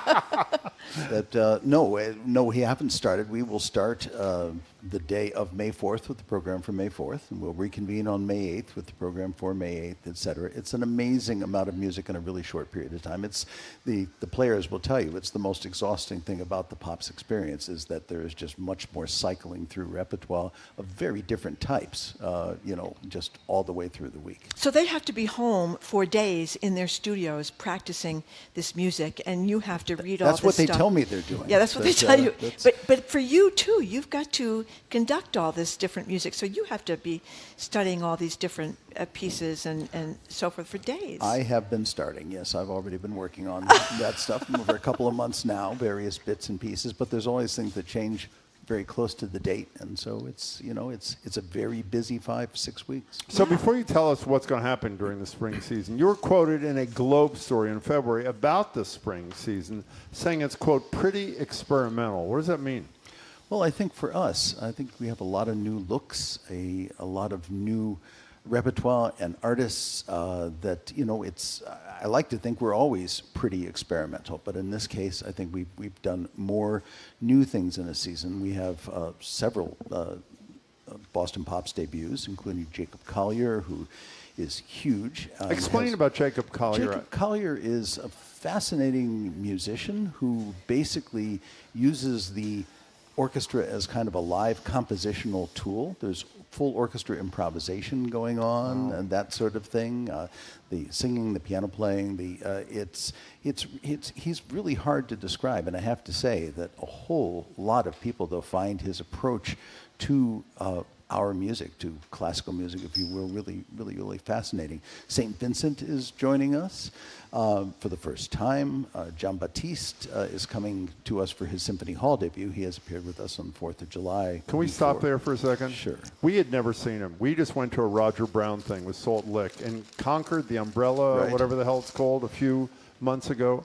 It was one of the greatest. It was only 300 people in the audience. It was one of the greatest. I mean, that's how big this thing is. One of the greatest performances I've ever seen in my life. He's unbelievable. He is one of the most exciting performers I've ever shared a stage with, and I'm looking forward to welcoming him. Well, you know what was incredible about it to me? The bands that preceded him were really talented, so I'm not saying they had a little talent. Young a lot people, of us, mostly just starting. Yeah. A lot of us suffer from the horrible realization that we have a little talent. A little talent. These people had a lot of talent that preceded him, but then the moment he came on the stage and began, and he was playing things like Mary Had a Little Lamb. He was playing this very When the Saints Come, Mark. Yeah, but it was like it went from here to through the roof. I mean, he's like a genius. He's a genius. I think, he's a really, really bright light. And speaking of bright lights, I think we're opening with a concert that's different than pretty much anything we've done at the Pops before, with Ray Chen, who has an amazing millions and millions of YouTube followers, has really straddled the line between the classical violin world and great popular recognition. And he's going to be the first half of the program is going to be a fairly straightforwardly classical sort of program, featuring Ray, featuring the orchestra, which is, of course, what we do. It's the center of what we do. And the second half is going to be from his video game album called Player One. A lot of fascinating music, a lot of great music that, honestly, hardly ever having played a video game, except unless you count Space Invaders and Pac-Man back in the 70s, that I didn't know. So it's a wonderful journey of discovery for all of us. By the way, before we continue, Lynn, watching on YouTube, has a question I'd like to address. Is that all right with you? Okay. She wants to know, how soon before Jim asks about July 4th and Keith deflects? Oh, that's Lynn, that'll coming. be about 10 minutes. That's coming. So just sit tight. You can continue now, Right, Marjorie. okay, good. Yeah, and tell us about some other, but you got Leslie Odom, was big Leslie star from Odom's coming Hamilton. back to Who us. else Of course, is coming? he was with us on the 4th of July. Recently, Pink Martini is coming back, first time in a long time, and they're just wonderful. It's an amazing party band on stage. I'd love to talk about a concert that we've done, different manifestations of. This year's John Williams tribute features John talking about his own life and work. Great. A set of interviews that we recorded, I think in honor of his 85th birthday, maybe, which is a while ago. And also features the great composers from Hollywood's golden era who were the people who influenced him. Neat. And Ben Folds is coming back. Great friend, really, really talented singer-songwriter, and he's appearing on our program with our Fidelity Young Artists winners, the wonderful high school students who win our Commonwealth-wide competition. And he and I will be working and coaching with the young players as well. This is like a marathon. This is almost, Christmas time, you're playing more or less the same repertoire every night. This is a marathon with different stuff every night. They're difficult for different reasons. Yeah. Christmas time is about endurance and about managing to keep the level of enthusiasm through 45 of the same thing. And this one is just about remembering what day it is and what repertoire is going to be on the podium when you go out there. Also, I want you to mention the Gay Men's Chorus in a minute, too, because they're fabulous. Right. I've said to you a bunch of times on the air, and I want to say again, purely by chance, I happen to have been at Symphony Hall on a night when you're conducting, when something horrible happened in the world. And I don't remember, and I've said it. First, I thought the concerts might be canceled. They weren't canceled. And you so brilliantly turned to the audience and dealt with the moment. When every day is like an unbelievable nightmare, how do you decide if this is... How do you decide which nightmare to address? Yeah. Exactly. I'm serious. Do you go into this saying, hey, listen, there's nothing I can do about this. I got to get through X number. Or is it a dozen concerts or whatever it is here in the spring? How many are there? There are about 25 concerts. 25. 12 different programs. So. Yeah. So. 12, so do you think about that, or you just take every day as it comes? You have to take every day as it comes. I mean, you can't possibly set yourself up for those things. But you also realize that, you know, people come to hear music for specific reasons for their soul, and you have to be able to address you know, what is weighing them down when they are there. And sometimes it's something collectively horrible. One of the, I don't know which one it was with us. It might have been the Sandy Hook shootings that you were there for. Or the bombing. Things that are really hard, except we weren't in session at that point. Oh, okay. Actually, when the marathon bombing happened, I was very conveniently in Cologne. Oh, okay. But my wife, so maybe it was Sandy but my Hook wife then. with 2 small children at home reminded me several times that I was safely in. Yes. So are you nervous and unsure if, when you take a moment like that to address, and address is too formal because it's actually very intimate when you do it, are you nervous that it's not the right decision to make, or do you know what I'm saying? Sure. How do you? You know, you do this all the time. You talk to people all the time. How will things land? And hopefully, you know, those of us who spend a lot of time addressing audiences have, you know, better instincts than most about what to say and what not to say. And I try to make it come from the heart because the things you really shouldn't say are the things that you are just making up because you think they're the right thing to say. Well, you do it masterfully. We're talking to Keith Lockhart. Spring season starts in just a few days. So that Lynn is watching on YouTube. Yes. And she said she is interested. I am not. She is interested in what's happening. Do you know it's the 250th anniversary of the country? I did. I've heard know that somewhere. Yeah. So what's going on? What can you tell us? We know you can't tell us everything. What's going on? It's a little premature, as you might imagine, and soon we will be announcing the lineup. But this year has really been very exciting because we've been collaborating with organizations all across the Commonwealth that are associated with Mass 250 to do a really special show and to really make it the highlight of the big Mass 250 celebration. A couple things I can tell you are that we're going to be playing the fireworks live, which is something that we have not done in the past. And the only thing I regret about that's very exciting to actually have the stage picture of both the orchestra in full swing and the incredible display up in the sky. And the only thing I regret is I won't be able to watch the fireworks. But, you know, I'll get over that. We are commissioning a new piece based on the poetry of our own Massachusetts poet laureate, Reggie Gibson. He's going to perform his poem with the orchestra, and the commissioned composer is Carlos Simon, who is the resident composer of the Boston Symphony and Boston Pops. That's a thrilling thing. We're bringing the Boston Children's Chorus back, as well as our own Taggerwood Festival Chorus. And it's going to be we have a new broadcast partner for our wider broadcast. CNN is going to carry the show. CNN is doing the show? Yes. That's and fabulous. And it is going to give us bigger carriage than we have had for many years. That's great. And really showcase this as the center of the celebration all across the world. Boston. Yes. Exactly. Gosh darn it. Absolutely. They should be here. I think that's great.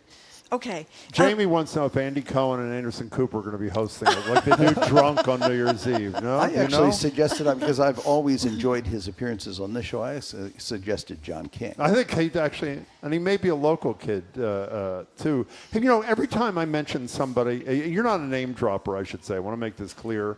But every time I'm in a conversation with you, on or off the air, about somebody who's pretty big deal, you met him. You had this with him. You had the whatever. Have you met Kings? I must be really annoying. No, you're not. No. Well, you are in some ways, but not in that way at all, actually. Have you met kings and queens in your 30-plus here? I have. Like who? You're not I'm thinking of King Charles. You're not counting Trump, right? Okay. But thank you. Yes, I met Queen Elizabeth. I had the honor, and I met then Prince Charles. Wow. Now King Charles. So how was that? It was great. I was the conductor of record for the Diamond Jubilee concert for the Queen, which was in 2012. Yikes. That was a big deal. With my other hat as conductor of the BBC Concert Orchestra, that took place on the Buckingham Palace grounds. Wow. And afterward, and the show was ridiculous.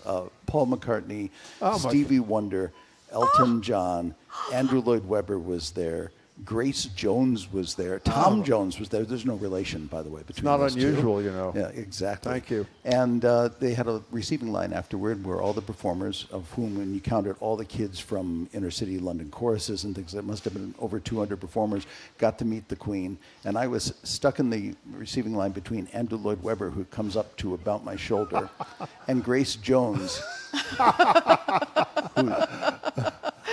who was up here. So very tall. Yes. So what do you do when you meet the Queen? What do you do? Oh, there is a protocol of the things you say, and I had that memorized in 2012, but I've forgotten it since. Prince Charles, at that point, did the introductions, and he'd done his homework. He knew who I was as he walked through this line of 200 people, which was pretty cool. And then we went to a party for just the performers in Buckingham Palace, and it was hosted by the two princes at that point, Harry and William, and Kate. Oh my gosh! They could not have been more charming.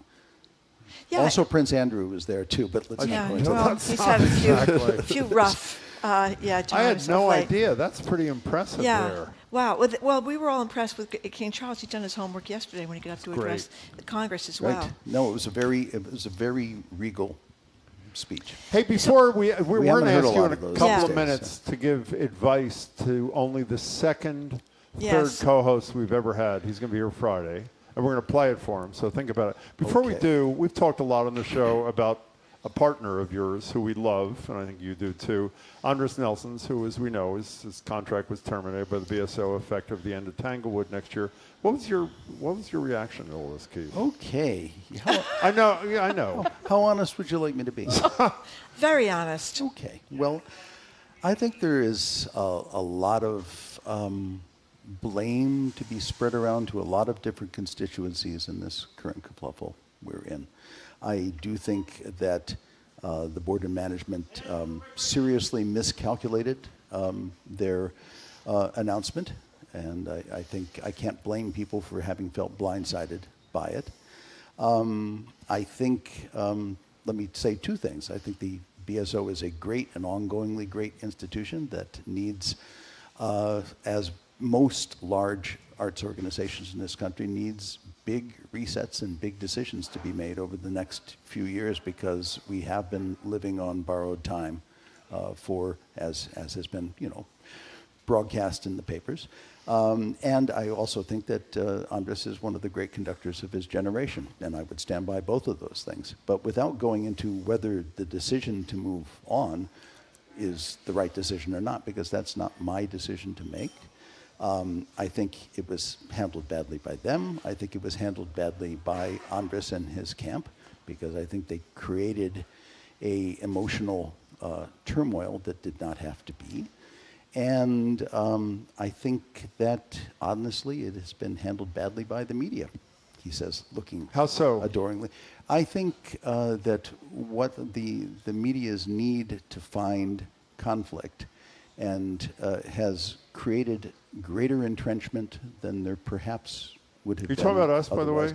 Well, no, feel free. I'm not. I have without even going further than this, Alex Cora, as you know, who's also a friend. Yes. I've met him too. Was let go rather unceremoniously by the Red Sox. Number one, he made a very gracious goodbye and did not create an us versus them sort of situation with it. But also, why are you guys not calling for a public forum to discuss with the season ticket holders why he was let go and what the Sox ownership's future vision for the organization is? Yeah. Well, I'm so out of it in the sports. Just a question. I must admit, I'm not so out of it in the sports thing. I didn't even know about Alex Cora until it was on the front page of the Globe on Sunday. But may I just say something about this? I grew up around here in a house with a musician. I mean, the Boston Pops, the Boston Symphony Orchestra, they were like on a pedestal up here. And it's been very sad to watch this. We talk about emotional toll, this kind of nastiness going on. But one of the things that I think is the most upsetting problem is I don't know what the problem is. I know that they've been losing money. I know that they've been, the seats have gone down. I don't know if this is partly because classical music is past its time. I don't know if it's because Andres Nelson's travels too much and he needs to stay more in Boston. I don't know the reason. And what's so odd about this is you hear everybody talk about this guy, like you, is one of the great performers and conductors, and you go to Symphony Hall to see you or him, and you're in La La Land. I don't understand why he's the problem for the money, if that's what I don't think that they have explained. And that's why I think so many of us that hold the Boston Symphony and the Pops in such high regard have been so upset.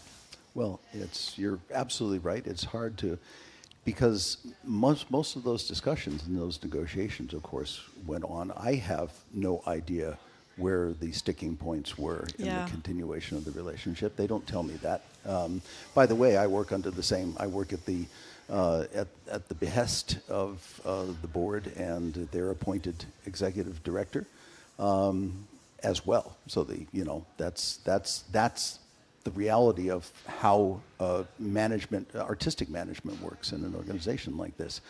It is I think the solutions are complicated, and they may involve new ways of looking at what a large performing arts organization does, and I don't know where the sticking points between the two sides were, but all I know is that Andres is a great conductor, and this is a great organization, and I know both of them will be fine at the end of the day. And now what we have to do is come back together and discuss the future of the organization. We appreciate your candor, Keith Lockhart, I have to say. Before you go, give 30 seconds of advice to the guy who's going to fill your role as our co-host on Friday, please. Go ahead. Ken.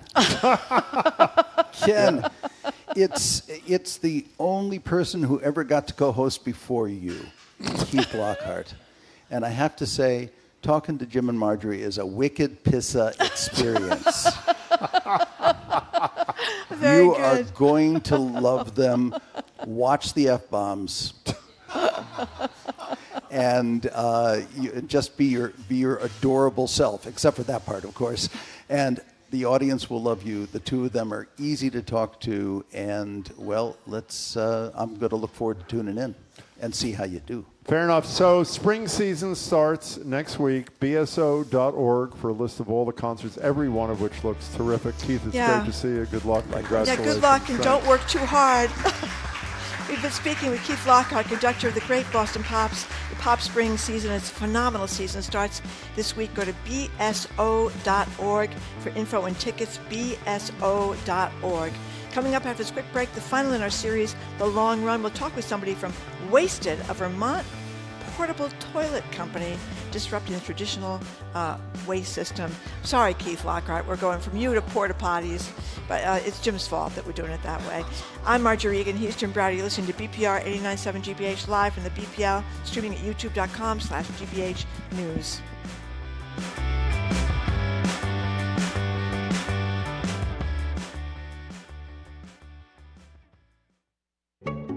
I'm Edgar B. Herwick III. Today on the Curiosity Desk, while AI ravages job markets and fuels mis- and disinformation, some tech optimists consider whether a smart adoption of artificial intelligence has the potential to make us more ethical? That's one thing we'll get into on today's AI News Panel. Plus, you ask, we answer a few of your burning curiosity questions. That's the Curiosity Desk today at 1 on GBH 89.7.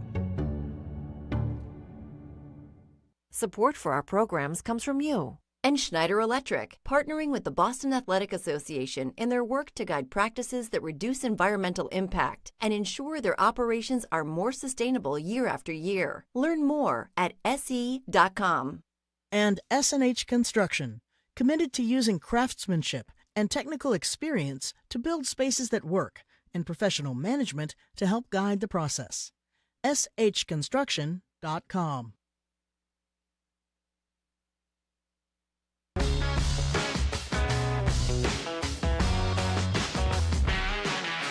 Welcome back to BPR 89.7 GBH. Marjorie Egan, Jim Browder, live from the library, streaming at youtube.com/GBH News. Friday, as you just heard, May Day. Ken Casey, leader of the Dropkick Murphys, is our co-host. May 12th, the Attorney General joins us for Ask the Attorney General.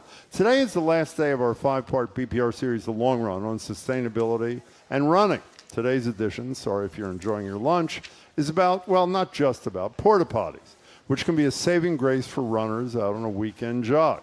And we're all familiar with the blue boxes lining the course on Marathon Monday, but this year, Boston runners encountered orange potties at the start line in Hopkinton. These special toilets from a Vermont company called Wasted turn all that runner waste into something more valuable than just disgusting stuff. They make fertilizer. Joining us on Zoom to talk about how they do what they do is Wasted's Chief of Staff, Rachel Binstock. Rachel, thanks so much for joining us. We really appreciate it. Thanks for having me. It's wonderful to be here. Of course. So tell us how Wasted began, Rachel. Well, we've got some really colorful founders. They're big backcountry enthusiasts. They spent a lot of time in beautiful places like the foothills of Mount Everest, and they saw the way that human waste was impacting the headwaters of millions of people. And they thought to themselves, there's got to be a better way. So they took about every backcountry toilet they could find, and they found the best one. And they developed a thesis, which is if we separate liquids and solids, we can maintain the integrity of those waste streams and recycle them and bring them back into the natural world the way that nature intended it to be. Just like your dog goes to the bathroom, it pees in one place and it poops in another. Humans are also designed to do the same. And when we mix those waste streams, we create all these externalities. We have anaerobic digestion that's creating methane. We're polluting potable, clean water that we spend a lot of taxpayer dollars to pull those nutrients out of. And so we're here to model that there's a better way. So could you explain a little bit more? By the way, using the term liquid and solid makes Marjorie very happy. So feel free to keep doing that. She's anxious about this whole conversation. Yeah. So we understand, I think, the separation thing. What's the consequence downstream, and I don't mean that as a pun, but maybe I do, about that separation? How do we benefit? What do you do with those separated streams? Great. Well, both of those waste streams are actually valuable if we take them from pollutant into resource, but it's really the way that we collect them that's key.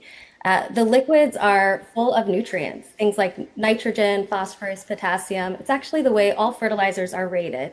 If you're a farmer, you're looking at NPK.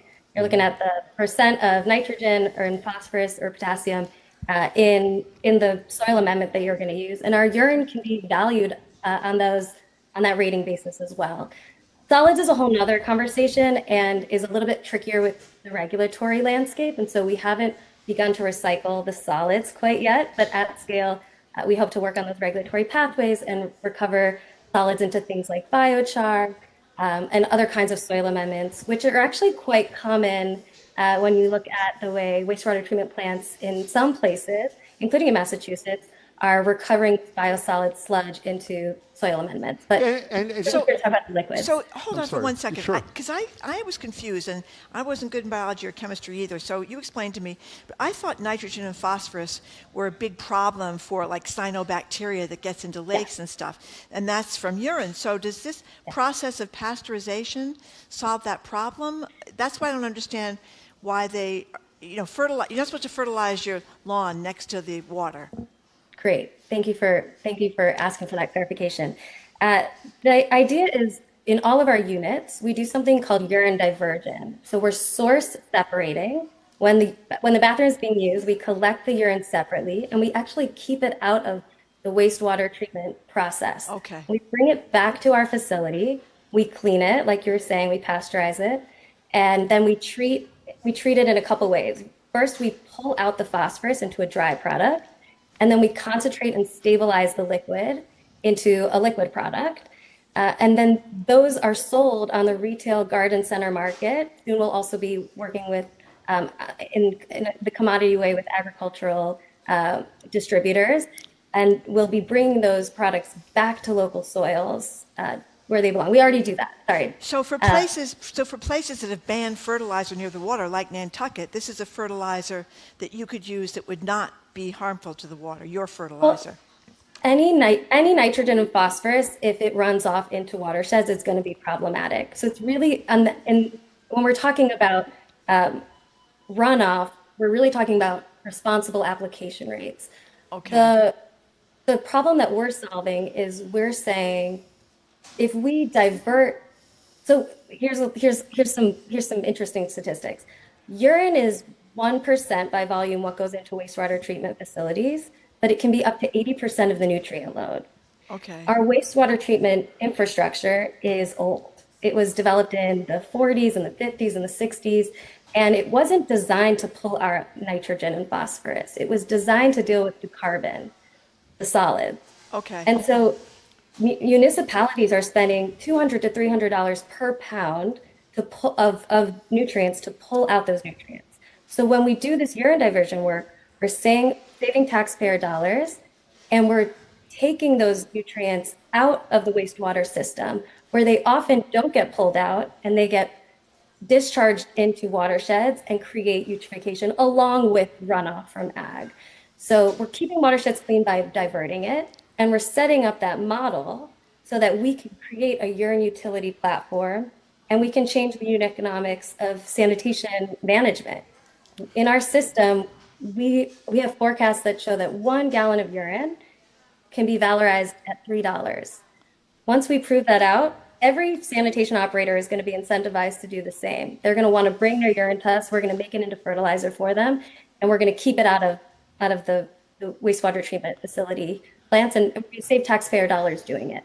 You know what's incredible? I asked Marjorie, my birthday's coming up, I asked her to get me a urine utility program platform, and she said she would try, so you're the person to talk to. I have 2 final questions. Is it obvious, I hope, that your really creative ideas are exploding now that we just talked with our food guy about how fertilizer for farmers is in such short supply because of the nightmare in the Strait of Hormuz?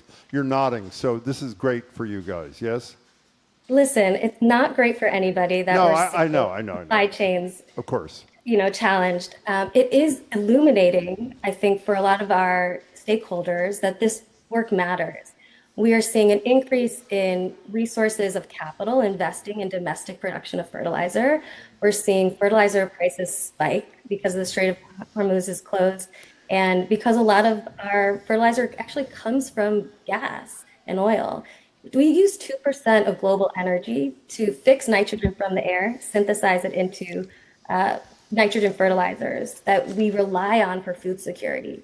So when we're talking about our work at Wasted, we really think about it as supply chain resiliency, domestic production of fertilizer, and ensuring that we have bioregional and local sources of recovery if we need that, right? And I would argue that we should be building more local and bioregional nutrient recovery systems in order to ensure that we have the supply of nutrients we need to feed people long term. Rachel Binstock from Wasted is the happiest person talking about this than anybody I've ever met in my life. Before you go, I believe the names of the fertilizer, Tinkle Tonic and We Bloom. Where do people find these? Where are they sold? Right now, we've got an exclusive partnership with Russell's in Wayland, Mass. You can go buy our there. Also, if you're in Vermont, you can buy it at Gardener's Supply in Burlington. And you can also buy it online, www.notwasted.earth. Love it. I love it. Notwasted.earth. It's great to meet you. What you and your partners are doing is terrific. Thanks so much for your time. We appreciate it.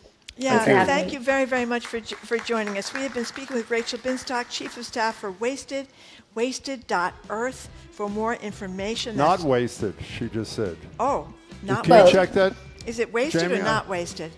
Is it not wasted? It's both. both. Oh, it's both. Okay, thank you. Okay, beautiful. So you can be wasted. Or not wasted. You would know something about that. Right, exactly. That's right. For more information to get about this great product, wasted.earth or notwasted.earth. Thank you so much, Rachel. BPR's The Long Run series was made possible by Schneider Electric.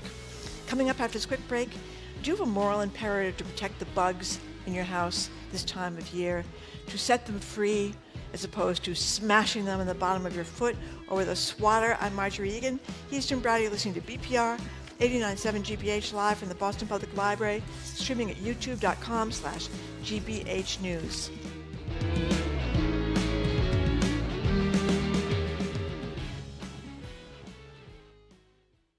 There are 26 gateway cities in Massachusetts. And in 2026, we're going to get to know them all.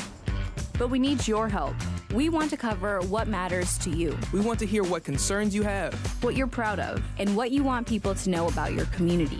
So if you're in a gateway city, we want to hear from you.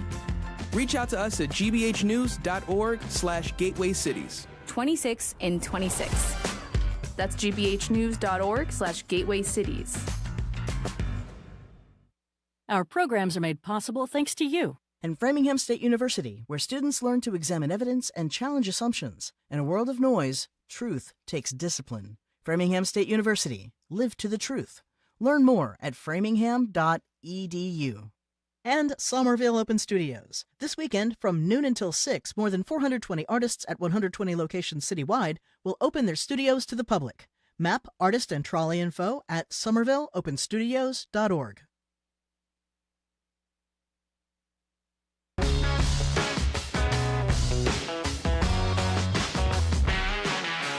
Welcome back to BPR and 89.7 GBH. Jim Browdy and Marjorie Egan. Friday, as I'm sure you know by now, the leader of the Dropkick Murphys, Ken Casey, will be our co-host. So insects make up about 40% of all living species on this planet, and this time of year, they all seem to become crawling out of the woodwork and gathering in our bathrooms, our kitchens, our bedrooms, which leads us humans to react strongly. In other words, we tend, some of us do, to squish them without pause. But according to a piece Marty and I read in Vox, growing research, this is really depressing, on insect sentience is finding that some do feel pain. So should we be changing how we treat our multi-legged housemates? Do you think twice before smushing, stomping these creepy crawlies? Do you have a sentience hierarchy? For example, the daddy long legs can stay. Obviously, no one's going to kill what's those little red bugs? Ladybugs. But on the other hand, the centipedes have got to go. Or are you a lover of all living things and you gently pick up, let's say, a stink bug, wrap them lovingly in a paper towel, and send them on their way back to the great outdoors? Essentially, to smoosh or not to smoosh? That is our question. Bugs, morality, and you. 877-301-8970. What do you do, Marjorie? Well, it depends. Daddy long legs are okay. Okay, meaning what? You let them walk around the house? I let them, because they're not going to bite you, and they're just often in the corner, so those are okay. Yeah. You know, I always have the debate with the flies, because they're annoying, you know, they're buzzing around, and they're on the window. Like that, like thank that. you. That's Thank right. you. And they're on You mean between like the screen and the thing there? And so you try to open the screen and let them out. They don't go. They're on the windowsill, and sometimes they're there for days, and you feel like they're probably starving to death or whatever. So always debate: should you let the poor fly starve to death over several days, or should you just whack it? So what do you decide to do? I've done different things. Oh, you have? I've tried to catch it. It's often difficult to catch it, but I've tried to catch it. And sometimes if I see that it's really fading, you know what I mean? It's fading. You can Put it out of its misery? Put it out of its misery, yeah. You know, how about you, Jim? What do you do? What I factor in is the following. Here's Jeff Goldblum in a film in 1986 called The Fly. Help me. Help me to be human. That would be Jeff Goldblum as a fly. Is that correct? He is a fly. That's right. And he was speaking, which makes it very difficult. I am generally, pre-Cy Montgomery, I was of the shmush variety. But honest to God, whenever there's an animal, are they called animals, insects, or not animals, are they?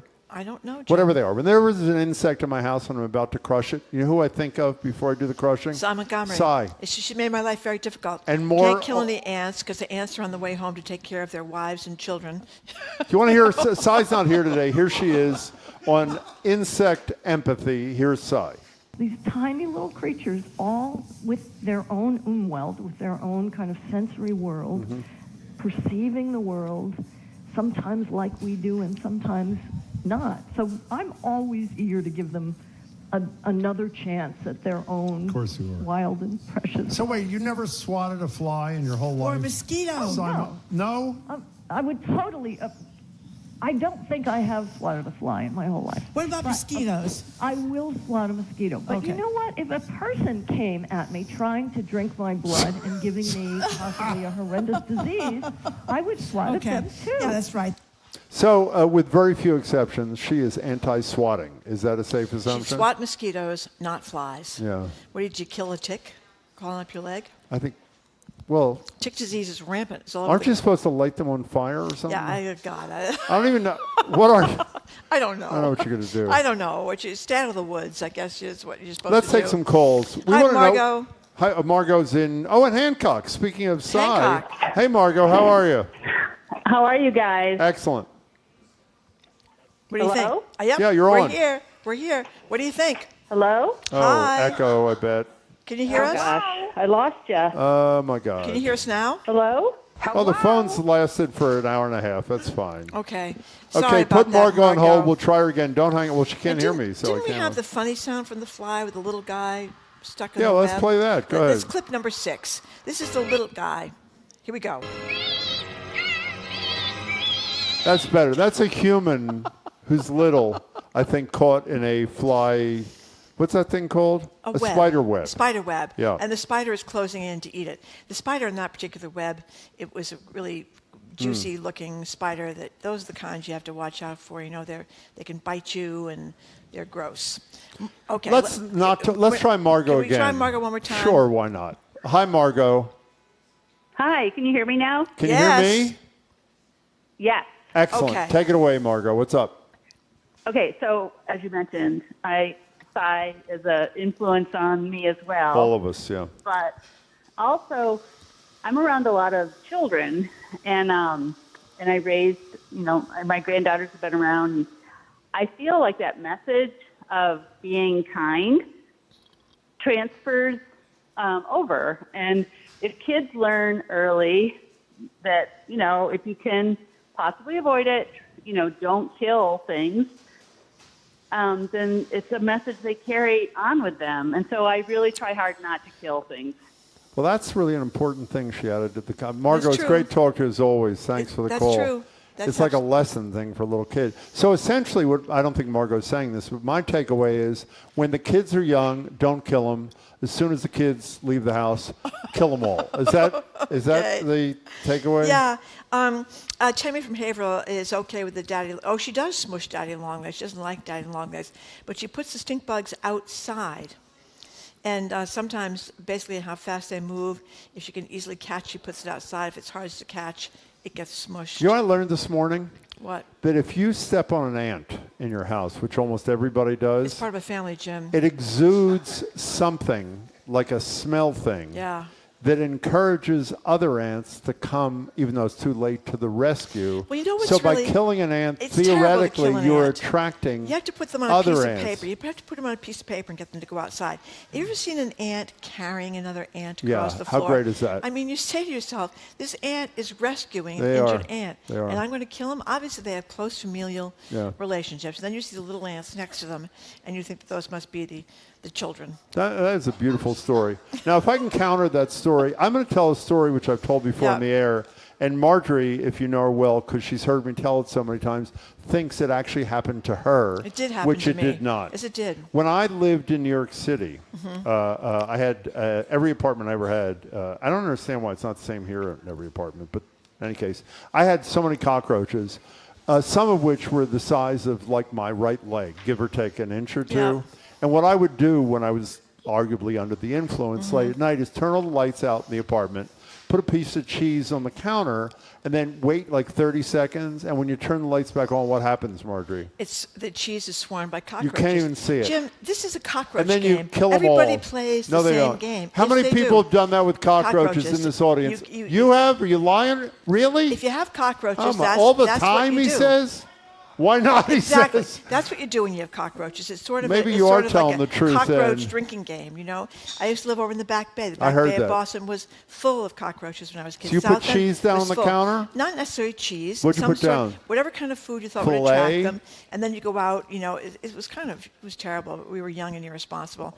And you'd go out and wait till there's a swarm of them and you'd mash them all in hopes that they wouldn't come back. It never worked. You know what's horrible for me to say, but I feel I have to be What? transparent in light of Margot's actually quite well, it's not a humanitarian, anitarian or insectarian comment. You know what we bought my younger daughter when she was in single digits? An ant farm. One of those electrified tennis rackets. Oh. Where you don't play tennis. When you see like a fly, you hit the fly with the electrified tennis racket. And it makes a And it noise. electrifies. It's horrible to admit, isn't it? I've heard people have those in their backyard. Yeah. They're really cruel. Well, no, those are just standing ones where the fly goes attracted to it, and it goes bzzz, yeah. and that's the end of the fly. So your daughter was going around the house smashing flies? After that, she did 3 years, by the way. She did. So obviously, Margot was right. It was not a good example to say. Maria from Haverhill says Maria from Haverhill says it's a bug-eat bug world. If we were shrunk down to ant size and entered the colony, they would eat us alive. Is that true? I don't know. So she goes on to say, so I do kill bugs, but depends on what kind and where they are. Do you think there's anybody who's ever killed a ladybug? I would say no. No, because they bring you good luck. Is that what it is, really? Yeah, ladybugs are supposed to bring you good luck. You're never supposed to kill a ladybug. You're supposed to let it crawl on you, and if it's inside, you're supposed to bring it back outside, but you're never supposed to kill a ladybug. No, you've killed ladybugs? No, I've never killed a ladybug. Well, I should hope not. My daughter killed hundreds. No, she did not. With her electric She did not swatter. kill any of them. Remember when your head got stuck to that fly thing on the tall So ship? Marjorie and I, we've told this a few times. This is unbelievable. One of those sticky fly things. It's called fly paper. Poor Jim. Marjorie and buzzing in his hair. Marjorie and I have a contest at our old radio station where the tall ships were in town, and we had a great deal, we thought. Yeah. We were going to take 6 listeners out to dinner and then sleep on this luxurious Russian tall ship. Yep. Now, the problem was, first of all, we started dinner at, what was the name of that joint? I think it was Anthony's Pier 4. Worst food in the history of human. It wasn't that bad. Worst food in the history of humankind. It's out of business now. But then we say we're at least going to go to a beautiful tall ship. Well, there were 6 listeners, none of whom we liked and none of whom liked us. Yeah, we were all in the same room. All 8 of us were in 4 or 3 triple bunk beds. There was 2, 3, and 3. We all slept in the same room. As Marjorie said the other day, I don't know why it came up, there were about 1 million 20-year-old Russian sailors in boxer shorts and nothing else. I get up to go to the bathroom because I have to get... No.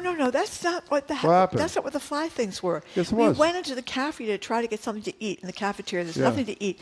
And they had about 10 of these fly things hanging down in the food place. So you were eating with these dead flies, half alive, half buzzing, and you walked into one of the sticky things. Right in the head. It stuck to my head with dead flies on it. Stuck to your hair. That was the highlight, actually, of our trip.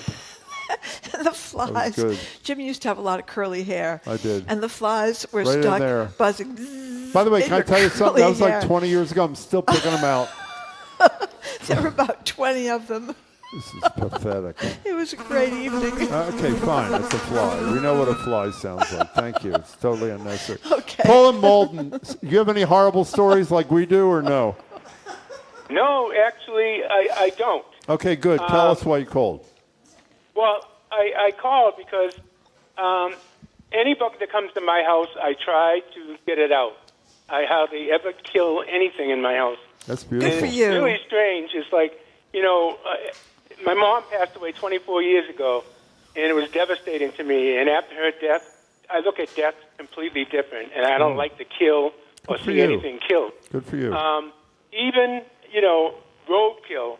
I see roadkill now, and I'm on it because I look at it laying there. I said, "Whose mother is that?" Oh, that's right.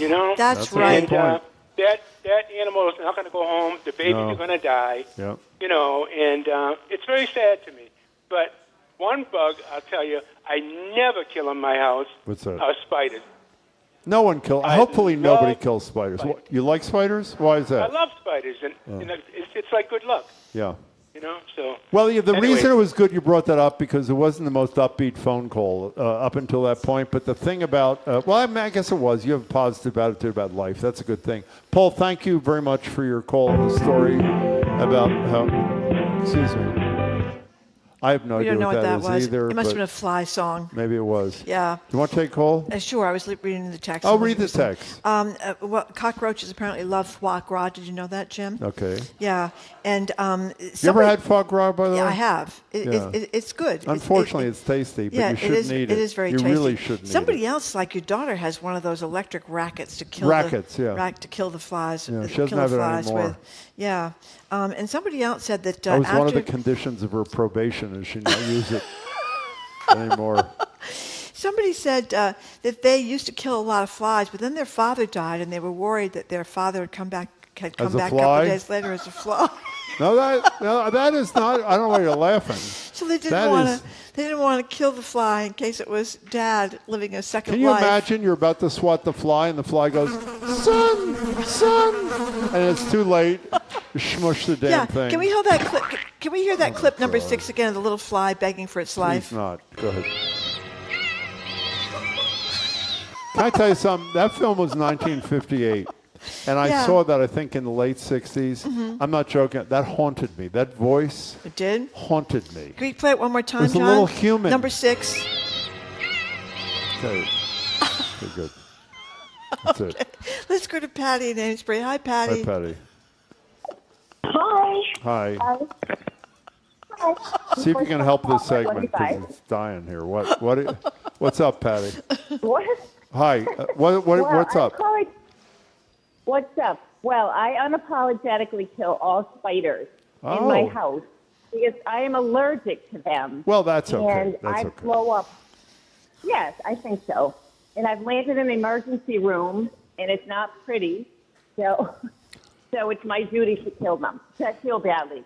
I can be out at a party outdoors with 50 people, and I'll be the only one who gets bitten by a spider. Oh, that's a sad story. That is a sad story. But we give you dispensation. Obviously, if they do damage to you, you got to do what you got to do. Patty, thank you for your call. We appreciate it. Alyssa says, I never kill anything. I put everything outside. I escorted a fly and a moth outside just this morning. But Dana from Middleborough says, I once made the mistake of not killing the little moths in my house and ended up with a pantry infested with mealworms. Well, that's a good point. Can I tell you something? There's nothing more disgusting than those pantry moth things. Yeah. Disgusting. Now, I'm going to make a judgment that I'm going to regret, but the show's almost over. Yep. Our colleagues just wrote us a note and said they have one more sound clip and another way to get rid of a fly, which I'm sure is absolutely horrible. But let's do it anyway. Here it is. Okay. Okay. Fine. Okay. It's pathetic. So embarrassing. Isn't it? Yeah, we're done. We are done. Yeah, a lot of people, by the way, people are more interested in killing flies than they were about the state of the media in this country. You know, it's rather sad. Okay. I may have goofed up, but Marjorie I can't has no idea what we're doing. No, I do. But let me start with this. Oh, the here it is. I found over. it. I found it. Okay. Yeah, thanks. You're people welcome. I need to thank, and My thank you pleasure. very much to everybody I need to thank. Okay, this is... we forgot Edgar, too. Oh, we forgot. Edgar, we're with you. We're listening. It was Marjorie's fault. Oh! I'm sorry, I didn't see Edgar. Well, you don't have to see him. He comes on at the show near the end. Well, I'm sorry, but Edgar, not too. today. Okay. He doesn't. Tomorrow, we're going to be speaking with Chuck Todd. Chuck Todd was also at the Correspondents' Dinner on Saturday night. Yes. Oh. He's going to be with us. Former Massachusetts Secretary of Public Safety Andrew Cabral, GBH's Jared Bowen, the publishers of Boston Magazine as Jim's.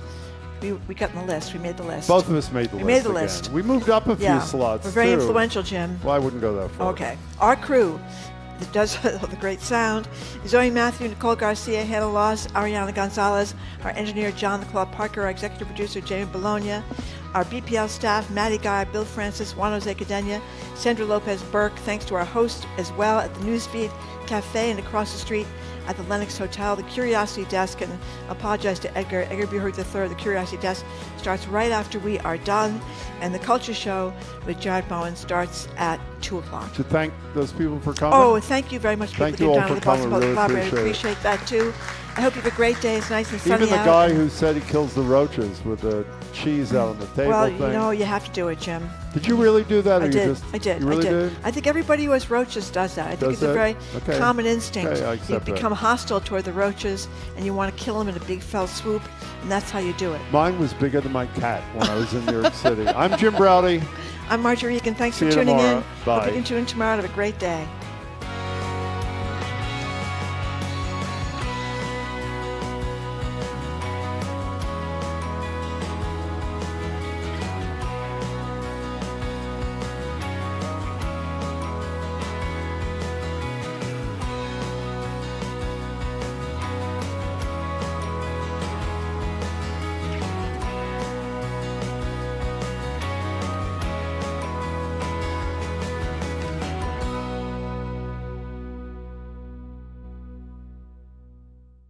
From the stories of centuries past to discoveries that will define our future, How Did We Get Here's, how-tos, and more.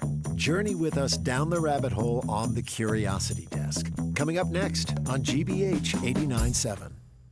Support for GBH comes from you. And Boston Ballet, presenting Spring Experience, a dynamic journey through movement, music, and emotions, including Jerome Robbins' celebrated Dances at a Gathering. Opens May 7th at Citizens Opera House. Tickets at bostonballet.org. And M&M Skylights, installing and servicing the full range of commercial and residential Velux skylight products. More information about their installation process and consultations can be scheduled at mmskylights.com.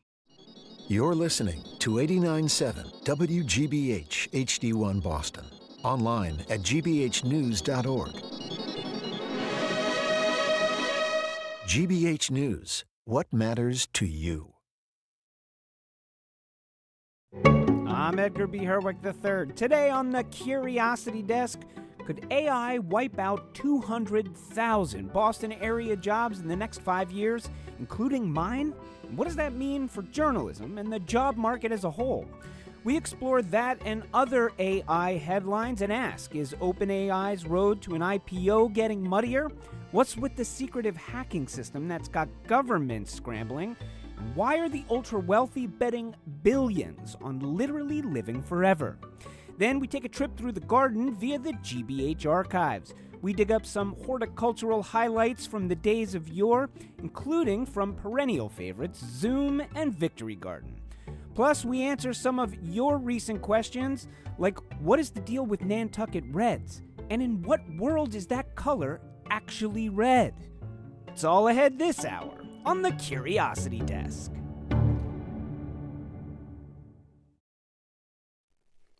Live from NPR News, I'm Lakshmi Singh. The U.S. Supreme Court has weakened the Voting Rights Act's protections against racial discrimination when congressional districts are redrawn. The High Court had found that Louisiana's congressional maps amounted to, quote, unconstitutional racial gerrymander. The justices voted 6-3 to strike down a map that created a second majority black congressional district in the state. NPR's Hansi Lo Wang reports the ruling could affect the redrawing of Florida's congressional map. For decades, in places where voting is racially polarized, the Voting Rights Act Section 2 provisions had helped ensure that racial minority voters aren't shut out during the redrawing of political maps, and that districts are drawn in a way that gives minority voters a chance of electing their preferred candidates. The new ruling from the Supreme Court's conservative majority weakens those protections, and it applies to redistricting at all levels of government. In Florida, state lawmakers who are in a special session on redistricting may create a new congressional map. Many redistricting experts expect Republican-controlled state legislatures in the South to eliminate at least some Democratic-represented House districts that were likely protected under the Voting Rights Act. That could lead to the largest ever decline in representation by black members of Congress. Hansi Lo Wang, NPR News. Senate Democrats are raising concerns President Trump could next turn his attention to initiating U.S. military action in Cuba. NPR's Clara Grisales reports they forced a floor vote to try to get lawmakers to weigh in. It's part of a series of votes in recent months to push the president to come to Congress to seek authorization for military action. However, the GOP-led Senate blocked the efforts as lawmakers loyal to Trump say he's been working well within his commander-in-chief powers. The latest Democratic-led measure to limit Trump's war powers in Cuba was blocked in a vote of 51-47. Only two Republicans, Maine's Susan Collins and Kentucky's Rand Paul, joined Democrats to force a debate should Trump decide to use military action in Cuba. Later this week, Democrats also plan to force war power votes on the Iran conflict, which will hit the 60-day mark at the end of this week. Claudia Salis, NPR News. The State Department says it plans to issue a limited number of passports containing President Trump's image starting this summer. Here's NPR's Michelle Kellerman. State Department spokesperson Tommy Pigott says the U.S. is releasing a limited edition U.S. passport to commemorate America's 250th anniversary in July. The new designs will be available only at the Washington Passport Agency, and until they run out, the State Department posted a picture of one page with Trump's formal portrait over the Declaration of Independence. It also includes his signature in gold lettering. Michelle Kellerman, NPR News, the United Nations. This is NPR. Good afternoon. With the latest from the GBH Newsroom, I'm Henry Santoro. Worcester City Councilors say they're embarrassed that the city considered changing its building code in a way that violates state law. Worcester is among dozens of communities that requires new buildings to be extra energy efficient. But developers say part of the building code is making the construction process more expensive and stalling development. In response, earlier this month, Worcester City Manager Eric Batista asked councilors to pause the energy efficiency requirement, but at a city council meeting last night, Batista said his administration made a mistake and state regulations actually don't allow Worcester to take that pause right now. Councilor Gary Rosen calls the whole thing inexcusable. If we're going to run a city government that way by people saying, I'm sorry, we didn't know. Not acceptable to me.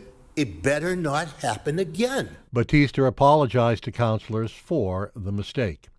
Well, former Patriots tight end Rob Gronkowski is the newest member of the Patriots Hall of Fame. Several sources say today's announcement, per fan vote, is the team's 38th inductee.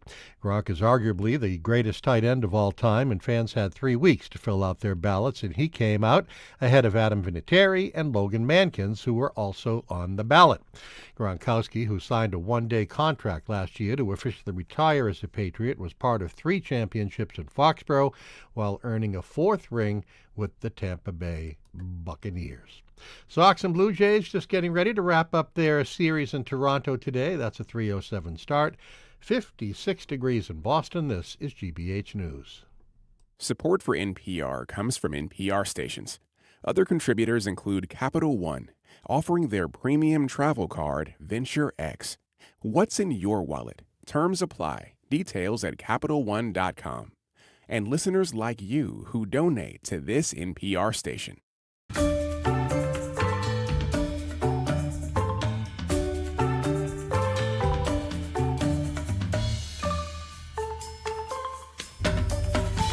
You are listening to the Curiosity Desk on GBH. I'm Edgar B. Herwick III. We are streaming live at youtube.com/GBH News.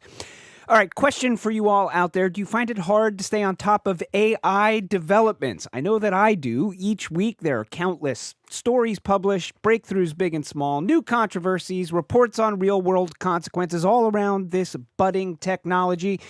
You'd think you'd need an LLM to churn all of this out. Well, here on the Curiosity Desk, we're making it our mission to set aside some time and space to pause and reflect, break down some of the biggest and most consequential headlines in the world of AI, and explore with some folks in the know which of them they think matter most. To that end, with us today is a panel of experts. First up, Hiawatha Bray. He writes about technology for the Boston Globe. With him is Nir Isakovich, a professor of philosophy and founding director of the Applied Ethics Center at UMass Boston, and Jay Hughes, a bioethicist, sociologist, and director of the Institute for Ethics and Emerging Technologies. Together, Nir and Jay co-host the podcast Prosthetic Gods that grapples with a lot of the big philosophical questions around AI and emerging tech. Hiawatha, Nir, Jay, welcome to the Curiosity Desk. Thanks for taking the time. Delighted to be here. Yeah. Thanks for having us. All right, so I want to go over some stories. We want to start with big job losses as coming down the pike potentially, as reported by none other than Hiawatha Bray in the Boston Globe. This is a new study from Tufts University. Says that more than 207,000 Boston area workers, 260,000 statewide, are likely to lose their job to AI system over the next 5 years. By the way, sort of highest on the chopping block, it sounds like, are people like content creators, writers, and editors. So here I sit, I guess, on the hot seat, Hiawatha. Tell us about this. This is pretty startling. Well, yeah, it was, and I was kind of surprised to run across it. It was a study that came out in late March in Tufts, out of Tufts at the Fletcher School of Law and Diplomacy, and I hadn't heard a word about it, but I was working on a related story, and I ran across this, and I practically, my glasses practically leapt off my head. It's a startling number, and it's even more startling because what they did was they created three scenarios: a low adoption or slow adoption of AI scenario, a mid-range scenario, and a fast scenario. The one I've led with in the story is the mid-range scenario. Right. And that's actually, in other words, it could be worse. They have one scenario where Boston loses over 500,000 jobs in the next 5 years, depending on how fast AI systems are adopted. It's really scary stuff. But there is one glimmer of bright light that I want to point out. Go on. The study does not consider how many jobs will be created by AI. And that's because they're not really sure. It's hard to know that. Yeah. But you have to remember that this is just losses that they're talking about. And I've looked at other studies, by the way, and they don't all go quite this far or in this much detail, but they seem to be consistently saying that the job losses we can expect over the next 5 to 10 years are going to be very substantial. All right, Jay Neer, do these numbers sound right to you? And if so, does it matter? Is it inevitable? How should we be processing this information or thinking about it? Well, every month I look at the Bureau of Labor Standards. They release the employment population ratio, what percentage of adults are employed in the population. And that has stayed relatively stable since COVID, at least. It fluctuated then. But if that number begins to go down, that's what we would call technological unemployment. So to Hiawatha's point, new jobs are continually being created. Now, the second question then is what's the quality of those jobs? I think a lot of people are feeling that jobs are being hollowed out, careers are being hollowed out, there's a gigification of work. And so people are feeling a lot of precariousness about their employment situation, and that's leading to a lot of anxiety. Yeah, I'd sound a more skeptical note about the numbers. That you're skeptical that they'd be that high? I'm skeptical that we can know how high they're going to be. Yeah. There's a tradition of this kind of panicking with the advent of new technology. The great economist John Maynard Keynes in the 30s predicted that we'd very quickly have a 15-hour work week because technology, it's not here yet, I think. Technology is outpacing what we need workers for. Then our own Commerce Secretary in 1970s said people would retire by the age of 38 because of computers. That hasn't happened either. So I think it's hard to know. And I think that, as Hiawatha was saying, there is very much the possibility that new industries requiring new jobs are created. The other note of skepticism that I want to suggest, though, is a lot of the worry is driven by a sort of FOMO on the part of companies that everybody's using AI. We have to use AI. We have to fire people even though we're not sure that we're firing people so we can save a little money. And the truth is that the productivity numbers for AI are not clear yet. So the argument isn't totally there yet that this is actually a productivity enhancing technology. I think the other thing for a number of people, we look at that report where we say 207,000 Boston area jobs. That's one variable here. The other one is 5 years, and I think the speed with which some of this is happening is the thing that panics some people, and to some extent that's somewhat unknowable. Something that caught my eye this week's story. This company called Pocket OS. They do like car rentals, right? And apparently they were using Claude. And there was a little bit of a slip up in that, despite the fact that their understanding was Claude was told, in this case, the agent was not to do this, it deleted their entire database. It deleted all of the backups in a matter of seconds. And the CEO of this company, what was notable to me is what he said. He said, this isn't a story about one bad agent or one bad API. It's about an entire industry building AI agent integrations into production infrastructure faster than it's building safety into the architecture. I think that is an extremely important point. That is exactly right. And I've written about agentic AI and why it makes me extremely nervous. In case, I don't know if listeners are aware of this, but basically when they talk about AI agents, we're talking about the idea that AI is going to be trusted to do a number of really important mission-critical things without direct human supervision. You build a system where the AI takes care of it for you without a person standing guard over it. And I personally think that for many applications, AI just isn't reliable enough yet to be used for that kind of thing, for anything really serious. It's interesting that this is one of the reasons why Anthropic is really taking off and eating a lot of OpenAI's lunch, is because OpenAI is perceived as cravenly, it wants to start selling ads on the platform and cravenly bending the knee to the Trump administration, where Anthropic is saying, no, we want ours to be the trustworthy AI, the business, the go-to for business, and they've become very popular for that reason.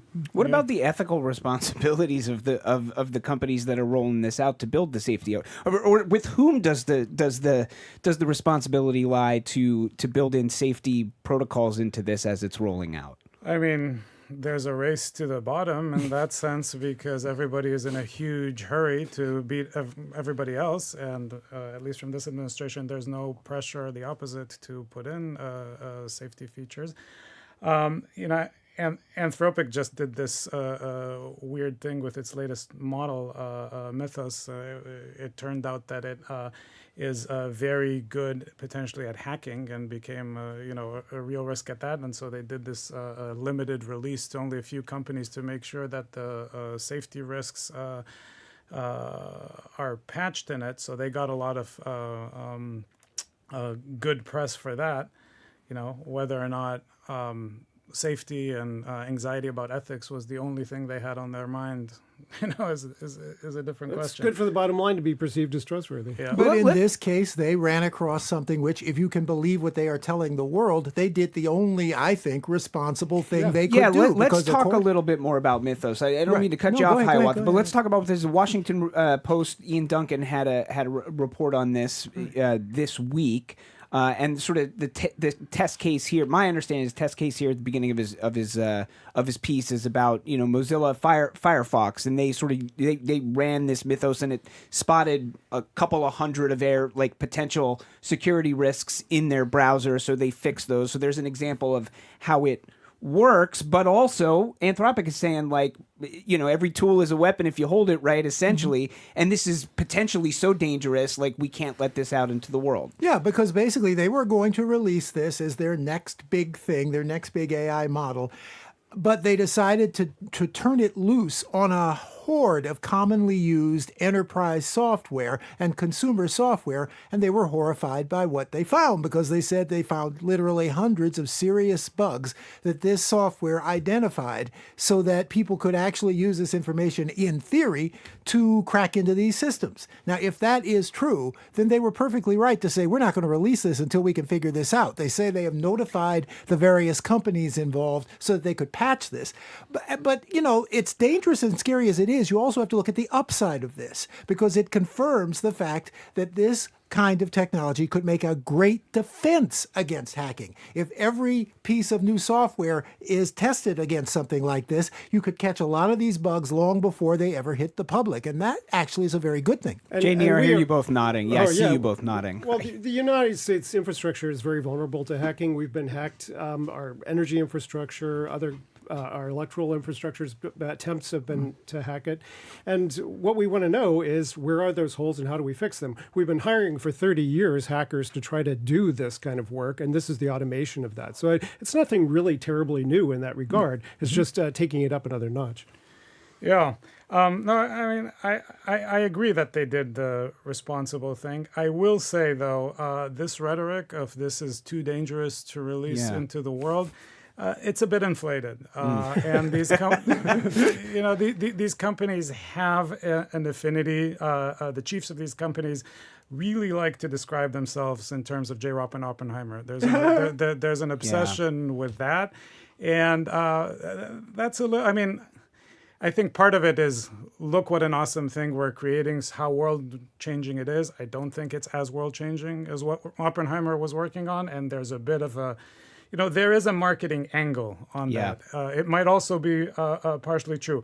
That being said, there was a big debate after the end of World War II about whether the nuclear knowledge should be shared with the Soviets. And actually, Secretary of War Stimson wanted to share it, and people said, you're crazy. And he said, the only way to make an untrustworthy person like Stalin trustworthy is to trust them. That in the end fell by the wayside. It was too much of a risk. Well, it turned out we were sharing it with them anyway, remember? Klaus Fuchs? Right. Yeah, that's right. Well, we didn't want to, though. Right? And to this point, we should be cooperating with the Chinese on AI safety. Yeah, and Bernie is, in fact, convening a meeting this week. Yeah. And by Bernie, you mean Bernie Sanders. Bernie Sanders is convening a meeting this week to talk about the existential risks from AI with Chinese scholars. Absolutely. And this also, by the way, extends to this whole issue of AI being weaponized for use as a military technology, because this is getting to the point where it's really going to be necessary to deal with this on an international level with treaties like what we have with, for example, chemical weapons, bioweapons, cluster bombs. We're going to have to figure this out, because unless we have some sort of international protocol for this, countries are just going to randomly go out and develop some of these things that could be extremely dangerous. Yeah. And because it's still less dangerous than nuclear weapons, my sense is there's actually a much stronger argument for cooperating with the Chinese than the sort of usual anxiety about international cooperation and competition. And because they are as exposed as anybody else. We're all exposed. Yeah. Yeah. This is the Curiosity Desk on GBH. This is an AI news panel with Hiawatha Bray from the Boston Globe, Nir Isakovich and Jay Hughes from the podcast Prosthetic Gods. In the world of business, and business is a big piece of this, as you point out, a lot of the speed with which this is happening is about companies trying to outpace each other. You mentioned, Jay, OpenAI. OpenAI missed its own targets for revenue and new users this week. Wall Street Journal says that's raising concerns about whether it can sustain the sprawling data center commitments, and the data center building and just the energy and the processing power is a big piece of, kind of the promise of AI actually materializing. What do we make of this? Does it matter at all, or is this just like an eddy in a current and doesn't matter? I think. Well, I think everybody recognizes that we're in a bubble, and the bubble's going to burst at some point. And I think if we look back at the dot-com bursting of the bubble, that didn't mean that the technology went away, and it didn't mean that new innovations of new kinds of firms went away. So we're going to continue to have AI. It's just that this particular bubble that's built around AI data centers and having trillions of dollars fluctuating between 5 companies, that's going to burst. Yeah, it just doesn't seem like it can continue the way it's going. I wrote a piece that's in today about how at some point we're all going to have to start paying more for the AI we do use, because the amounts of money that these companies are investing now today are absolutely insane. Something like this year's close to $600 billion this year is going to be spent on various AI data centers and various other upgrades. And they're not taking in anywhere near enough money right now to make that make any sense at all. Yeah, I think the bubble is going to burst because the sort of AI everywhere all the time right now argument doesn't hold water. The use cases are going to have to be specified and honed. There's some cases in which it's a remarkable technology with great promise. There's some cases in which it's just not as useful as people say it is. And so I think that it's going to shake itself out. So this bubble bursting is, it seems to me that the idea if there is a bubble and that bubble is going to burst, that too, in addition to all of this, all of the sort of predicting about like what AI is going to be able to do and all these job losses that are going to come with it, it seems to me if the bubble bursts, that also has some potential ramifications that are not great as well. No? I would think so, but I'm not really sure what a bursting of this bubble is going to look like, because as everybody here has pointed out, a lot of this stuff really is still useful. For example, one of the things that made people think it was about to burst like about a year ago was when the Chinese came out with that DeepSeek model that they had apparently developed at much lower cost. That's one of the things that could happen. Suppose there's a breakthrough that shows that you can develop these models far cheaper than what we've currently seen. And if that happens, we still have the AI. It's still as useful as ever. It's just cheaper to make. And then the bursting of the bubble just means that these companies who spent trillions on it are all in big trouble. But we're still going to have the technology and we're still going to use it. And if we have a slowing down of data center construction because of local resistance or the bursting of the bubble, that may in fact force us to the kinds of Chinese innovations that led to greater efficiency. Exactly. Doing it with less. That could definitely happen. And our friends won't be able to compare themselves to Oppenheimer as easily anymore. So that will be very upsetting. But to be serious, the sector is driving economic growth in this country. So we're gonna have to reshuffle some things if that bubble bursts. Right. I want to shift gears a little bit to a piece in the New York Times Magazine because I want to talk about this before we're out of time. Last week, Irish writer Mark O'Connell sort of examining the pursuit of longer lives, maybe even immortality by a lot of these tech moguls. And this is pertinent to this conversation for a couple of reasons. One, as I said, these sort of tech moguls are among those who are driving developments in this space. But also, AI itself, or technology itself, is a part of this equation in theory and unlocking some of this. I just wonder in general what you all make of this and this kind of little corner of the AI tech world, which seems to be picking up steam.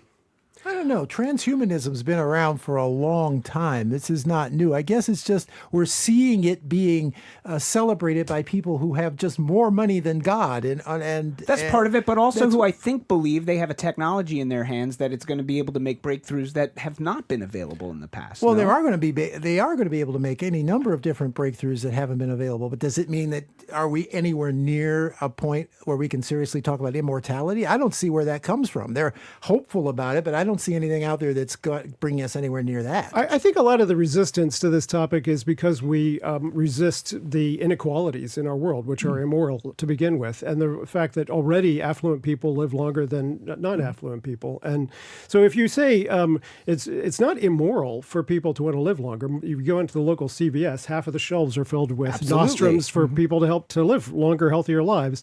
And we want every government to be committed to people living longer, healthier lives. And you don't do that by defunding your science, by the way, or destroying your regulatory agencies, or appointing quacks in charge of your health agencies, or not having universal health insurance that provides the benefits of medicine to everyone. That's the way that you make people healthy at a population scale. But if these guys invest, as Mark Zuckerberg is just now coming up with a plan for investing $500 million in creating artificial bodies that will be able test beds for these kinds of therapies, if that works and that is then becomes a universal benefit, God bless him. But if it's just billionaires doing billionaire stuff for billionaires, then of course we all hate that. Yeah. I mean, look, objectively, there is a role for AI in these technologies. It could probably make the use of CRISPR more efficient, the genetic editing tool, simulating the behaviors of cells and getting much more information more quickly.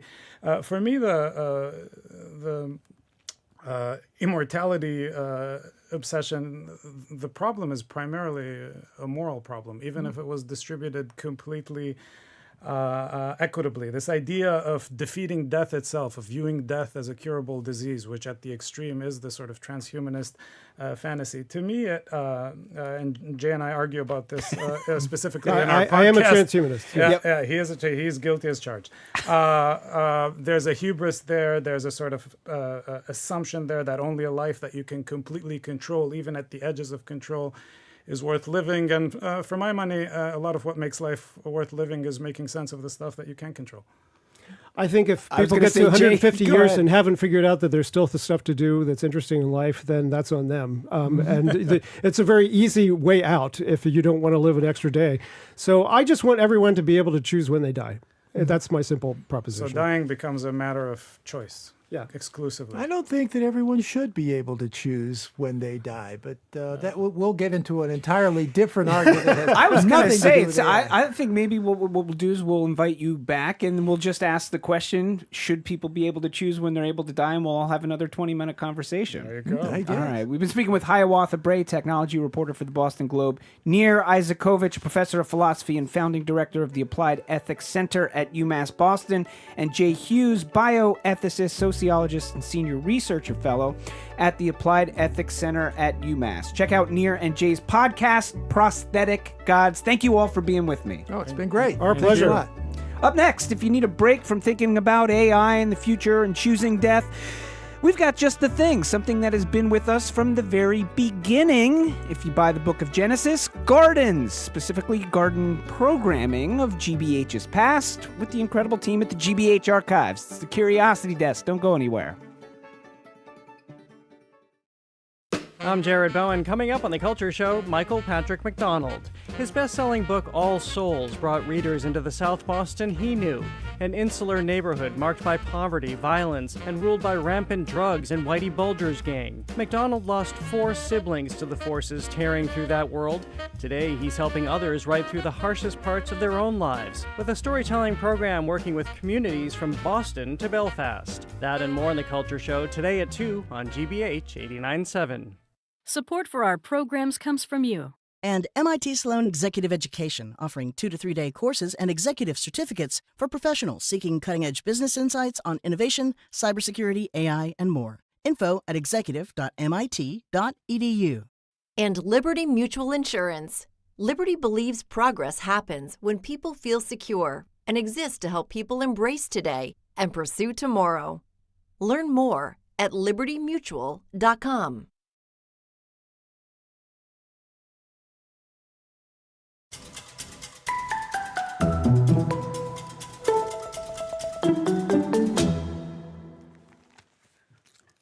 are listening to the Curiosity Desk on GBH. I am Edgar B. Herwick III, and we are streaming live at youtube.com/GBH News.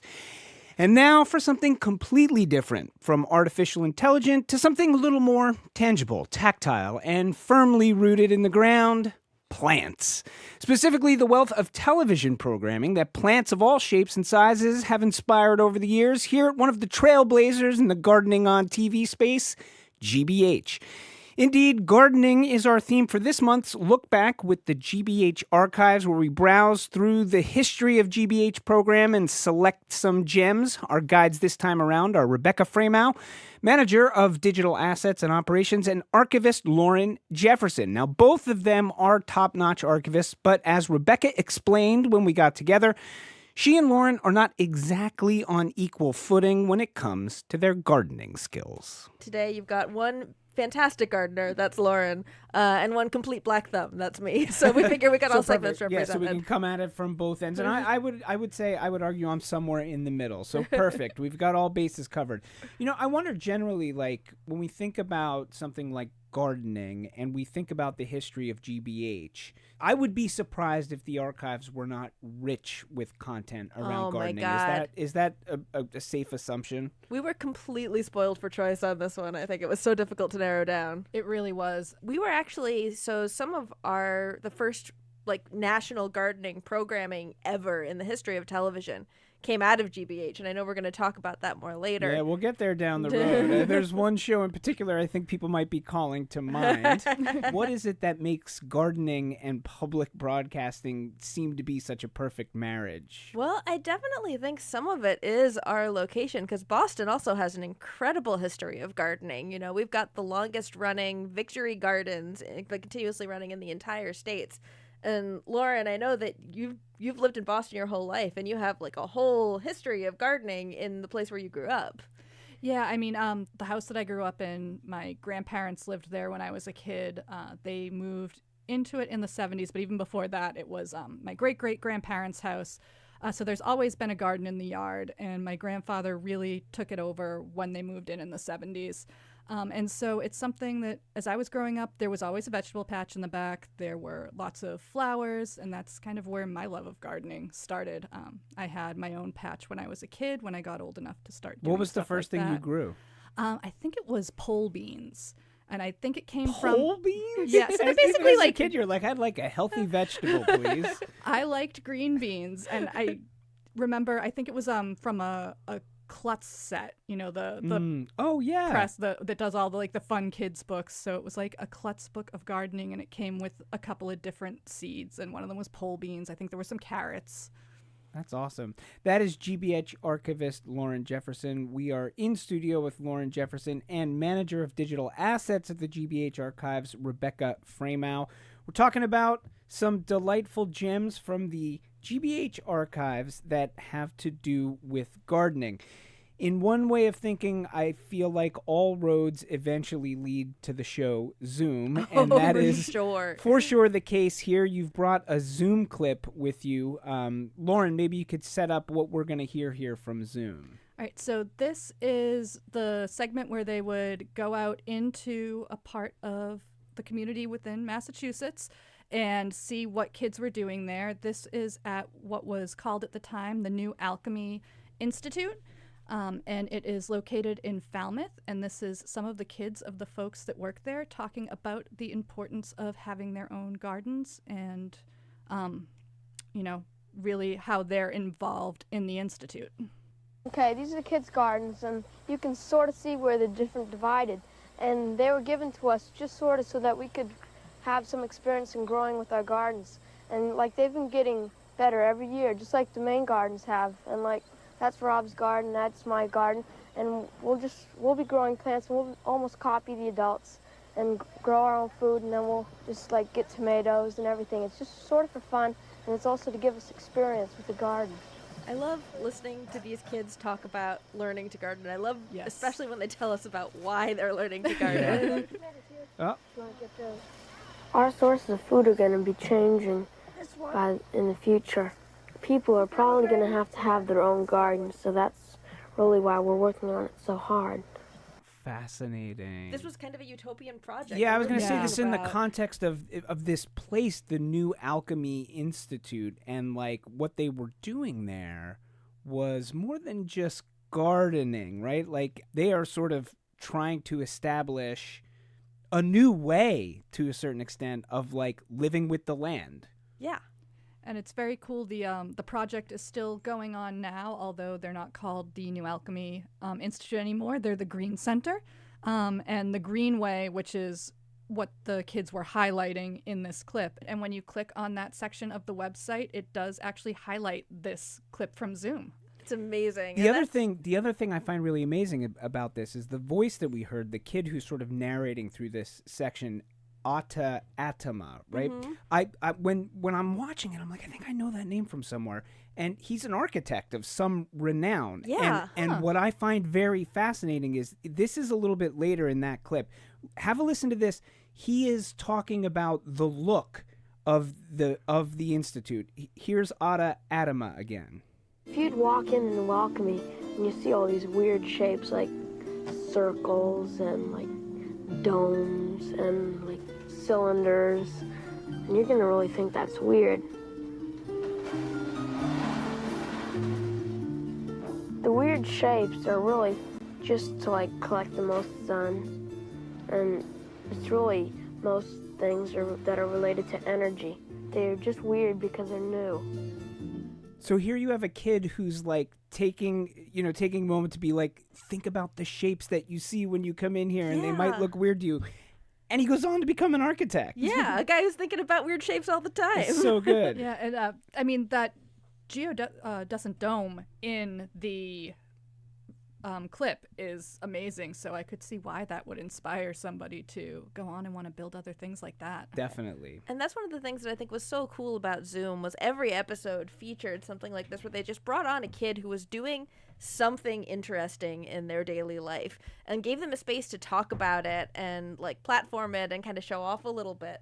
And I think that's hugely meaningful when you're a kid to like understand that what you're doing is cool and like feel a little bit special for and kind of validated about it. You're listening to The Curiosity Desk. We're with Rebecca Framow and Lauren Jefferson from the GBH archives. We're looking back at some gardening content from GBH. All right, we're going to move on to another cut that we have here with somebody named Thalassa Crusoe. Lauren, tell me about Thalassa Crusoe. So she was considered like the Julia Child of gardening, and she was, had this show on GBH. And Rebecca, do you have the dates that it ran? Yeah, so her show premiered 66, ran through 66 to 69, and then she had a couple of other specials. She wrote books, and then they would make a TV special about that book. She didn't just appear on PBS. She was also on The Tonight Show a couple times. She was kind of a well-known figure in the 60s and 70s, but hasn't really survived pop culturally the way that Julia Child has. Not until this segment will we resurrect her for the masses. Okay, so let's hear a little of Thalassa Crusoe, who is helping answer a listener's question about orchids, which, of course, involves some physical prowess, shall we say. Let's have a listen. My wife and I want to start raising orchids in the house, but we don't know quite where to begin. You're going to have to get an orchid book and look them up. There are certain Pre-internet? things I can tell you right now. I mean, this but is what it's you a did. very You get your orchid book, or you turn into Thalassa Crusoe. Orchids need gigantic drainage, so that if you're going to grow orchids, please use a clay pot. Remember, they're tree Here she's perchers, getting out the clay and they pot. want fast drainage, and you'll need to open it up. And she's getting out her Oh. toolkit. Oh, she's opening it up, as in opening up the pot. Yeah, she's just going at it She's live on hammering television. Well, again, she was, that's why they called her the Julia Child Yep. of gardening, right? She was just, she was showing you how to do it. She was not. She's smashing it to bits. Yeah. You can grow them mainly in an If east she could do it, window. you could do It's it. the way they do best. After all that, you can grow them in an east window. There's something of that sort. There is something of that called that name. And go ahead. It is possible. You'll have some disappointments, but then so do we all. And then getting nice and philosophical at the end there. I just think she's really fun to watch. Again, the whole Julia Child-esque aspect to it. And I think it's very cool that her background is also maybe not similar to Julia Child, but like they both came from very interesting places that weren't necessarily related to where they ended up with GBH. Well, and in some ways, I think that does that not speak to, what, first of all, the time period, which is Absolutely. to say, television had not fully sort of matured by the 1960s. I mean, people are still experimenting and figuring out what does work on television. 100%. And also GBH is like, that's part of our stock in trade, is like we were trying to figure out creative ways of presenting educational television, right? Yeah, and there was no one way that people sort of came to present at GBH. There was no established pathway. If we ever do one of these about cooking, there's a cooking show that we have where the presenters were just worked at GBH and other jobs and sometimes brought food to parties. And the GBH producers were like, this food is pretty good. You guys want a cooking You guys want a show? Yeah. And then it ran. Like, that's just, if you could do something and thought you'd be good on air, they'd give it a shot. You listen to the Curiosity Desk on GBH. We've got Rebecca Framow and Lauren Jefferson with us from the GBH archives. We've been talking about some gardening content from the archives. You mentioned earlier that GBH in some ways is credited with kind of inventing gardening on television. Yeah. And there's one show I think that sort of rises above the rest when you think of that, and that is the show Victory Garden. Lauren, tell us about Victory Garden. So Victory Garden was hosted by Jim Crockett, and it was just him in the garden that was right near the old GBH studios, telling people how to get things started and keep them going. And it was very relatable. It's not everything I plant grows. It's, teaching people how to deal with those little things that it feels like, well, I put the seed in the dirt. It should just grow. And no, this is why they're flopping over and not taking. And, of course, he has an amazing Boston accent. Well, let's hear a little sound from Victory Garden. And this is the first national broadcast of this show. So presumably it ran on GBH as a show for a time before it became a nationally syndicated show. Absolutely. Welcome to Crockett's Victory Garden. I'm Jim Crockett, and this is a very special occasion for this show because for the first time, it's going to be seen by viewers all across the country on their public broadcasting service stations. Yeah, he's now, like... my garden is here in Boston, which reminds not me just to to gardeners in lay Boston. to rest any ugly rumors that we're still knee-deep in snow. Actually, this garden is within a mile or two of the ocean. You get all that tempering influence of the water, and our weather is reasonably mild. Now, I'll say it's not as mild as Michigan, or as, let's say, as Virginia, but certainly once upon a time, Boston had milder as a than kind of a Maine cold or place. Minnesota. Yeah, he's like really making the like case like, most no, of the you can garden here, people. Yeah, don't worry about it. It doesn't matter where you are. You can do it. And the things that I have to say are useful to you, even if you're somewhere like Pennsylvania or Wisconsin or wherever. How to garden successfully with a minimum amount of effort. So I'll give you information that you'll use as long as you can. Okay. Yeah, I mean, you could tell he's a little nervous. I don't know if it's nervous, but like it is, it's clearly like this is a new kind of thing that they're doing here. You can hear that it's the first national broadcast. And I love what he says, teach you how to garden with a minimal amount of effort. Yeah. Because as someone who, I love getting out in the garden, but as soon as it hits like mid-July and it's 1,000,000 degrees out, I want to put in the minimal amount of effort to get my tomatoes. You mentioned earlier, Rebecca, that this area has I guess the longest continuously running Victory Garden. This show was called Victory Garden. For people who don't know, can you talk about what a Victory Garden is? Yeah. So there's a history of Victory Garden starting from at least World War II, maybe earlier. I'm not sure if they were also doing it during World War I, but it was a big sort of trend at the time, sort of almost a propaganda thing for people to get at home to get involved in the war effort by helping out by growing vegetables that would contribute to the food supply so there wouldn't be shortages. And your grandfather started as a Victory Garden, right? Well, I think that it was something that he sort of got into after he got back from the war. And it's like they didn't have their own space for a very long time. And as soon as he had the opportunity to really get into a yard that was his, he picked it up and, went with it right up until he was not able to.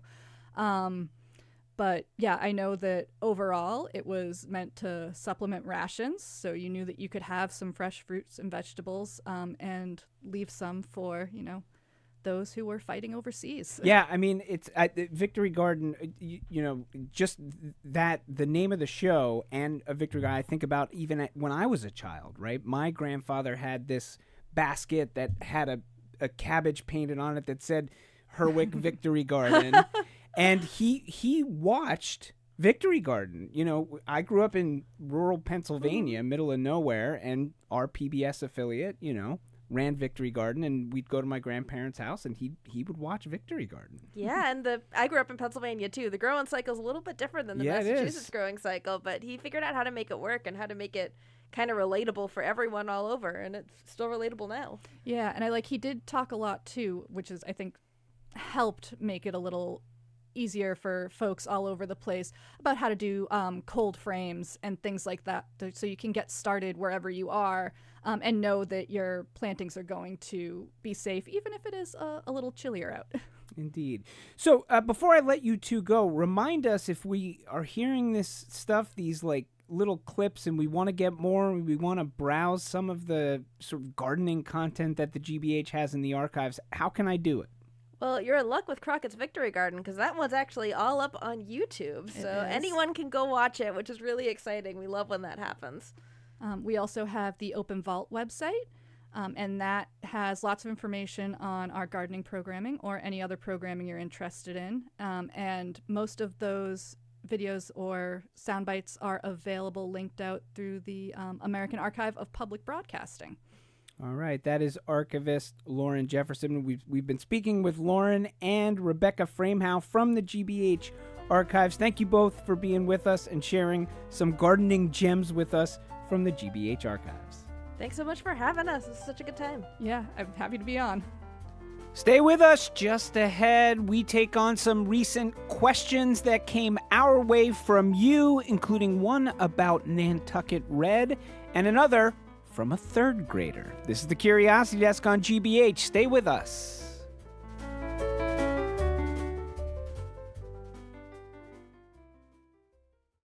Nickel is a key ingredient in things like stainless steel and some batteries, but in Indonesia, nickel mining takes a high toll on the environment and public health. It almost looks like there's a forest fire with how thick the smog is. We can definitely tell it's harder to breathe here. We're all wearing masks. I'm Scott Detrow, on-the-ground reporting on Indonesia's nickel boom on All Things Considered from NPR News. Today at 4, here on GBH News 89.7. Support for GBH comes from you. And Vivo Performing Arts, presenting the Alvin Ailey American Dance Theater, returning to Boston for its annual engagement at the Bach Center Wang Theater, April 30th through May 3rd. Tickets at vivoperformingarts.org. And Schneider Electric, providing energy technology and sustainability advisory services to help the Boston Athletic Association shape more sustainable events for athletes, fans, and the community. Learn more at se.com.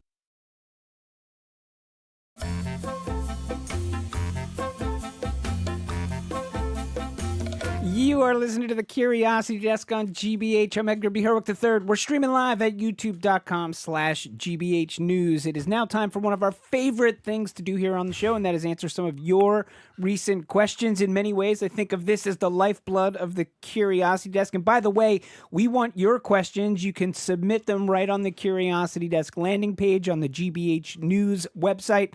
Drop yours in there anytime. We try to answer as many of them as we can. Okay, so for today, we sent our team of curiosity seekers out to get some answers to a few recent questions. And here to share what they have learned is our senior producer, Aidan Connolly. Aidan, hello. Edgar, I'm so happy to be here. All right, so our first question comes courtesy of Karen in Rhode Island. Here's what we got from Karen. Hey, Edgar B. Herwick III. It's your good friend, Karen Turman. So, just curious, what is the deal with Nantucket Red? What is the deal with What is the deal with Nantucket Red? When this question came in, I wasn't even familiar. I mean, I was familiar with it, but I didn't know the You didn't the know name. that you were familiar with I it. had, you see people in the salmon pants, the preppy people. That's you can what also I call always called them salmon pants. That's sort of what I called them. But that color is Nantucket Red. Mm-hmm. And it all originates with a store on Nantucket, which was Murray's Toggery Shop. Murray's Toggery. I have been to Murray's Toggery Shop. Have you really? I have. Did you get anything? No. The Nantucket Red? No, definitely no. Nantucket I Red feel is you not have like a preppy energy. You must have had something. I have at times. No. I can't do that salmon color. I've got the I think Irish you could skin benefit tone. from It's it. too ruddy. Anyhow, so they've been in business for 80 plus years. Places on Nantucket, of course, bought in the 60s by this guy Philip Murray, who gave it that family name, bought in the 40s, and then his son was brought into the business in the 60s. And the name, we actually talked with somebody named Lauren Murray Soverino. She's Murray of the Murray's Toggery Yes, Shop. the granddaughter of the person who coined this term. And we have a clip of not of her explaining it necessarily, we'll get to that later, but of some theories as to where this name comes from. So let's play that clip. There's all sorts of different lore or stories, kind of myth and legend about how the color originated, like that he was going for a walk with a dog in the cranberry bogs here, and he fell in with his khakis, and that it dyed the color of his khakis, this cranberry color, and that gave him the idea. Or that he was fishing and, some of the blood from a fish that he was gutting spilled on his pants and inspired it, which all those theories are fun, but not necessarily true. Yeah, tragically, not necessarily true. So the name mythologizing. Nantucket Red does not come from anything spilled on the clothes. There was no spilling happening. No, it was a conscious choice. It was a conscious choice, and it came from a trip that this owner, Philip C. Murray, took to France. And we have a clip of the actual explanation again from his granddaughter. Here we Nantucket Red is inspired by sails on a sail that he saw off the coast of Brittany, France, when he was there for a trip. And he went to a clothing trade show that year and saw some fabric that was reminiscent of those sailcloths. And so he had pants made for men in that canvas. He just continued to grow the line, and he coined it Nantucket Red. And there you have it. There Thank you go. Thank you, Karen and Rhode Island, for your Red, question. French. Now, of course, the fact that this all centers around Murray's Toggery Shop raises another question. What is it? What is Toggery? I didn't know. I had to Google that, and it's really straightforward. It's just a fancy pants, no pun intended, word for clothes. Yeah, togs. Yeah. What did you get when you went to the Toggery Shop? Did I ask you that already? You started to ask me. I started that. mocking you. I can't afford stuff at Murray's Toggery Fair Shop enough. on Nantucket. I can't even afford to really go to Nantucket. You and me both. All right, we got a second curiosity question from a listener. This one is August in Cambridge. Let's I go, like to leave August. birdseed out to feed the birds, but I'm curious about the ecological impact. Do bird feeders discourage birds from dispersing native seeds or prevent them from eating plants and keeping the plant population in check? Or is feeding the birds good for my local environment? This is a very conscientious question from August in Cambridge. Thanks for the question, August. Really loves It's a good one. enjoying watching the birds. Wants to make sure they're not disrupting the Yeah. ecosystems. And so our team caught up with Tia Pinney, senior naturalist at Mass Audubon, and she had some good news for you, August, which is that it is relatively neutral. That birds, they're not relying enough on the birdseed for their sustenance. That we're impacting or taking them, making things hard if we go away or changing with the ecosystem. Studies show most birds depend on handouts for only about 25% of their food. The rest of it is coming from, like grubs, a lot of insects that they might find in plants. So it's not necessarily negative. It's not necessarily positive either. We have a little bit of clip from Tia. Let's play that. It doesn't help the local environment to feed the birds. That's a straight up. But in general, if you are feeding the birds, you are supplying no more than a small percentage of their total needs. They are not coming to you for 100% of their food needs. And so when you do feed birds, you are not substantially changing their behaviors. Now, Tia did say some experts disagree with her. They say it's not good for the ecosystem. She herself has not found significant evidence to support that theory. She does, however, recommend that you don't get your standard big box store, grocery store seed. Wait, why? Because it's got a lot of filler in it, and I didn't know this either. Sometimes it could be as much as 80% things that the birds are not eating. That could be really? It's just stuff? Cracked corn, wheat, flax. It could be peanuts that are falling on the ground and attracting squirrels. Yeah, I was going to say, this all sounds like stuff for squirrels to eat, which Yeah. is, I think anybody who has a bird feeder is also having to battle the squirrels. It was a bane of our existence growing up. My mother is an enormous bird watcher, bird fan. My dad is too. She had something called, I found it online before we came on. It's called the Yankee Flipper. And The the way Yankee Flipper. the way it would work, there was like a trigger on the bottom of the feeder where if your robin or your sparrow dropped on, it wouldn't set it off, but the weight of a squirrel would cause it to twist like a vortex and shoot the squirrel off. Did it work? It worked. It was great. Wow. And, so shout out to the Yankee Flipper. The Yankee Flipper. All right. Well, there you go. That's so what kind of bird seed should we be feeding them? We should be feeding them black oil sunflower seeds are good. Thistle is good. Sunflower hearts are also a positive. Other things to keep in mind: make sure your bird feeders are clean, so they're not spreading diseases or getting moldy. Good tip. Tia said the best thing you can do if you're really trying to help the environment is to be planting native plants in your garden, and it's going to give a home to the insects that are feeding these birds. She said it's also a good idea to keep your yard unkept, let the grass grow, and that natural growth Like is... no mowing at all? No mow. And you've heard of no mow. It's no mow May in a couple days. Sure, but like you don't mow at all? Well, you let it a little overgrown, and the insects have a more Let of a it do its home. thing a bit. We're feeding the birds. But yeah, that's sort of a long-winded answer for August. Yes. Tuppence a bag. Keep All right. feeding those birds. Thank you, August. All right, we got one last question. This one, and I love this. This is from a third grader. So this is I think our youngest listener question yet. I know. This is from Willa. Let's hear from Willa. My name is Willa. I was working on a phonics program with my classmates, and one of the questions was a list of words where you had to match each word to a number in another list. For example, octopus matched with 8, tricycle matched with 3. I made the matches on the list I knew, but I was left with one I could not understand. The number 9 had to match with the word November. How could that be? What part of November relates to 9? After all, isn't November the 11th month of the year? What is going on? Very astute. Willa is awesome. Great question, Willa. And something I had never considered Really either. thought about, I right? could think like a certain novum. related. Yeah, Novena happens at 9. Mm-hmm. Or like October is 8, but October is the 10th month of the year. So December what's is the going 12th month, and Deca is 10. Exactly. So the reality, the truth, the heart of the answer to your question, Willa, is that the original Roman calendar had 10 months. There it is. It started in March, and it went to December. And in January and February, it was just kind of nebulous. They weren't counting it. It was like a dead season. It was not part of... Oh, so they accounted for it, but they didn't have names for it. Isn't that strange? Well, I don't know. Anybody who's Submit your experienced question. January and February in New England, It would it come is a later dead on. season. But yes, in that original lineup of 10 months, November was the 9th. And as you astutely put, Edgar, novum is Latin for And Sept 9. is 7, so September 7, right? October 8. Yeah, and the first 4 months in the November calendar 9. don't kind of follow this. They were going off of Roman gods. You know, you think March was after Mars, the god of war. There you go. Juno is for June, of course, goddess of marriage and childbirth. But yeah, that's how we ended up with November for 9. I love that. I love calendar stuff. You know, you know that in 1752 is when England finally switched from the Julian to the Gregorian calendar, right? I So didn't know that. in the U.S., obviously we were a colony at that time, 1752, and 11 days just disappeared in September. Poof! It went from like September 4th to like September 11th. And we do have an explanation for how we ended up with those 12 months. Our team spoke with historian Dan Hinchin with the Mass Historical Society, and here's what he said. A ruler named Numa Pompilius added January and February to the calendar, so making 12 months. And when he did that, January was at the beginning and February was at the end of the month.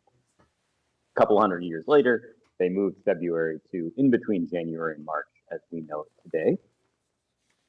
There you go. And at that point, January became the start of the year as well.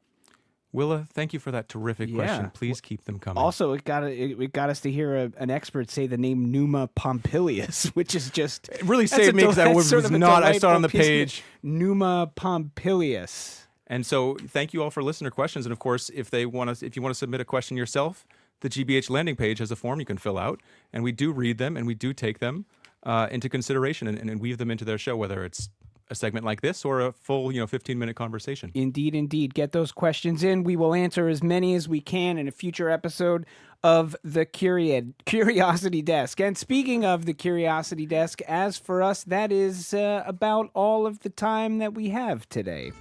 The Curiosity Desk is produced by Aidan Connolly, Hello. Rachel Armani, Olivia Corcio, Hannah Loss, and Nicole Garcia. Patty Daniels and Jamie Bologna are the calendars by which we organize our lives. Cute. Our engineer is John the Claw Parker. Special thanks today to Andrew Massawa and our live stream director. We will be right back here in 23 short hours on GBH 89.7 and streaming on YouTube. As for right now, stay tuned. The Culture Show with Jared Bowen is coming your way in just under 2 minutes, so you won't want to miss The Culture Show. It's coming at you every day, Monday through Friday, and it is always great. As for us, if you want more, you can check out our podcast edition of the show, wherever it is that you listen to your podcasts.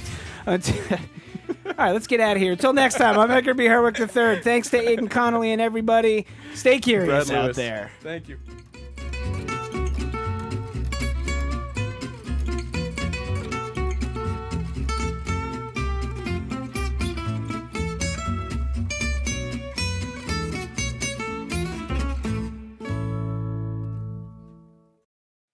What's trending? What's interesting? What's going on around town?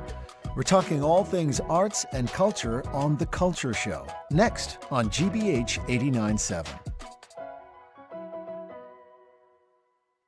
Funding for our programs comes from you. And the Boston Speaker Series, announcing its upcoming season at Symphony Hall for 7 evenings, featuring Pete Buttigieg, former UK Prime Minister Boris Johnson, historian Doris Kearns-Goodwin, and financial journalist Andrew Ross Sorkin. BostonSpeakers.org. From Los Angeles to Singapore, discover inspiring stories of people and wildlife sharing urban spaces and thriving together. Don't miss Shared Planet, tonight at 10 on GBH2. You're listening to 89.7 WGBH HD1 Boston. Online at gbhnews.org. GBH News. What matters to you? Good afternoon. With the latest from the GBH Culture Show News Desk, I'm Henry Santoro. We have an update on the recent death of Grammy-nominated artist John Forte, who died suddenly at his Chilmark home on Martha's Vineyard in January. Massachusetts medical officials say that the 50-year-old Forte died from complications of the flu coupled with a seizure condition. His death was a shock not only to the music community that he loved, but also to the island community where he had so many friends. According to the Martha's Vineyard Times, Forte had been taking medication for seizures and had been hospitalized a year ago for the condition. He was a celebrated artist who was well known for the work he did with the Fugees. Meanwhile, earlier this week, the Beninese musician, actress, and activist Angelique Kidjo released her 17th studio album. This one is called Hope. The 16-track project is a vibrant, star-studded album featuring collaborations with Pharrell Williams, Nile Rodgers, and Davido, to name just a few. It's a fitting follow-up to her 2021 Grammy-winning album, Mother Nature. Hope is dedicated to her late mother, Yvonne, and focuses on resilience, joy, and unity as a healing force. Kidjo describes the album as an effort to put some fire back into people's hearts and highlights the need for joy and optimism. You think? She has won 5 Grammy Awards and has collaborated with artists including Alicia Keys, Peter Gabriel, John Lennon, Philip Glass, Bono, Yo-Yo Ma, and Burner Boy. Hope is available on all your favorite musical platforms, but I'm old school, so I went for the LP. That's this edition of the GBH News Weekly Afternoon Culture Cast. I'm Henry Santoro. Next up, The Culture Show with my friend and yours, Jared Bowen, live at the Boston Public Library. I'm Jared Bowen. Coming up on The Culture Show, Michael Patrick MacDonald. His best-selling memoir, All Souls, chronicled growing up in South Boston amid poverty, violence, addiction, and devastating family loss. Now he's created The Rest of the Story, a writing and storytelling program for people who have lived through violence, incarceration, and addiction, helping them address devastation without letting it have the final word. Then Jamie Bissonnette, the James Beard Award-winning chef behind some of Boston's most dynamic restaurants, joins us to talk about Willie's, his new Beacon Hill spot, and Pizza Paradise. And at a time when museums are facing tighter budgets and deeper uncertainty, Colby College is betting on the arts, not only on campus but in downtown Waterville, Maine, where philanthropy, public access, and civic life converge. College President David Greene and Jacqueline Terrassa, Director of Colby College Museum of Art, join us. That's all right now on The Culture Show. The Culture Show is made possible in part by a generous contribution from the Fiducia Fund, proud to support this station's arts and culture programming. I'm Jared Bowen. This is The Culture Show, live on 89.7 from the Boston Public Library and streaming on the GBH News YouTube channel. In 1999, Michael Patrick MacDonald published the New York Times bestselling memoir All Souls, a family story from Southie. His was a raw and revelatory insider's perspective, recounting the grim landscape in and around the Old Colony housing project where he was raised, an insular place ruled by Whitey Bulger's crime ring, rampant drugs, and the Boston busing riots. It's a story about growing up amid poverty, violence, addiction, and grief, and about losing 4 siblings to the forces that tore through his family and a neighborhood. But MacDonald has gone on to share much more than biography. He created a storytelling project called The Rest of the Story, and works with people who have lived through all manner of trauma. The project has taken him from Boston to Belfast to Dublin, and it uses writing and storytelling to help people reckon with what they've lived through without letting it have the final word.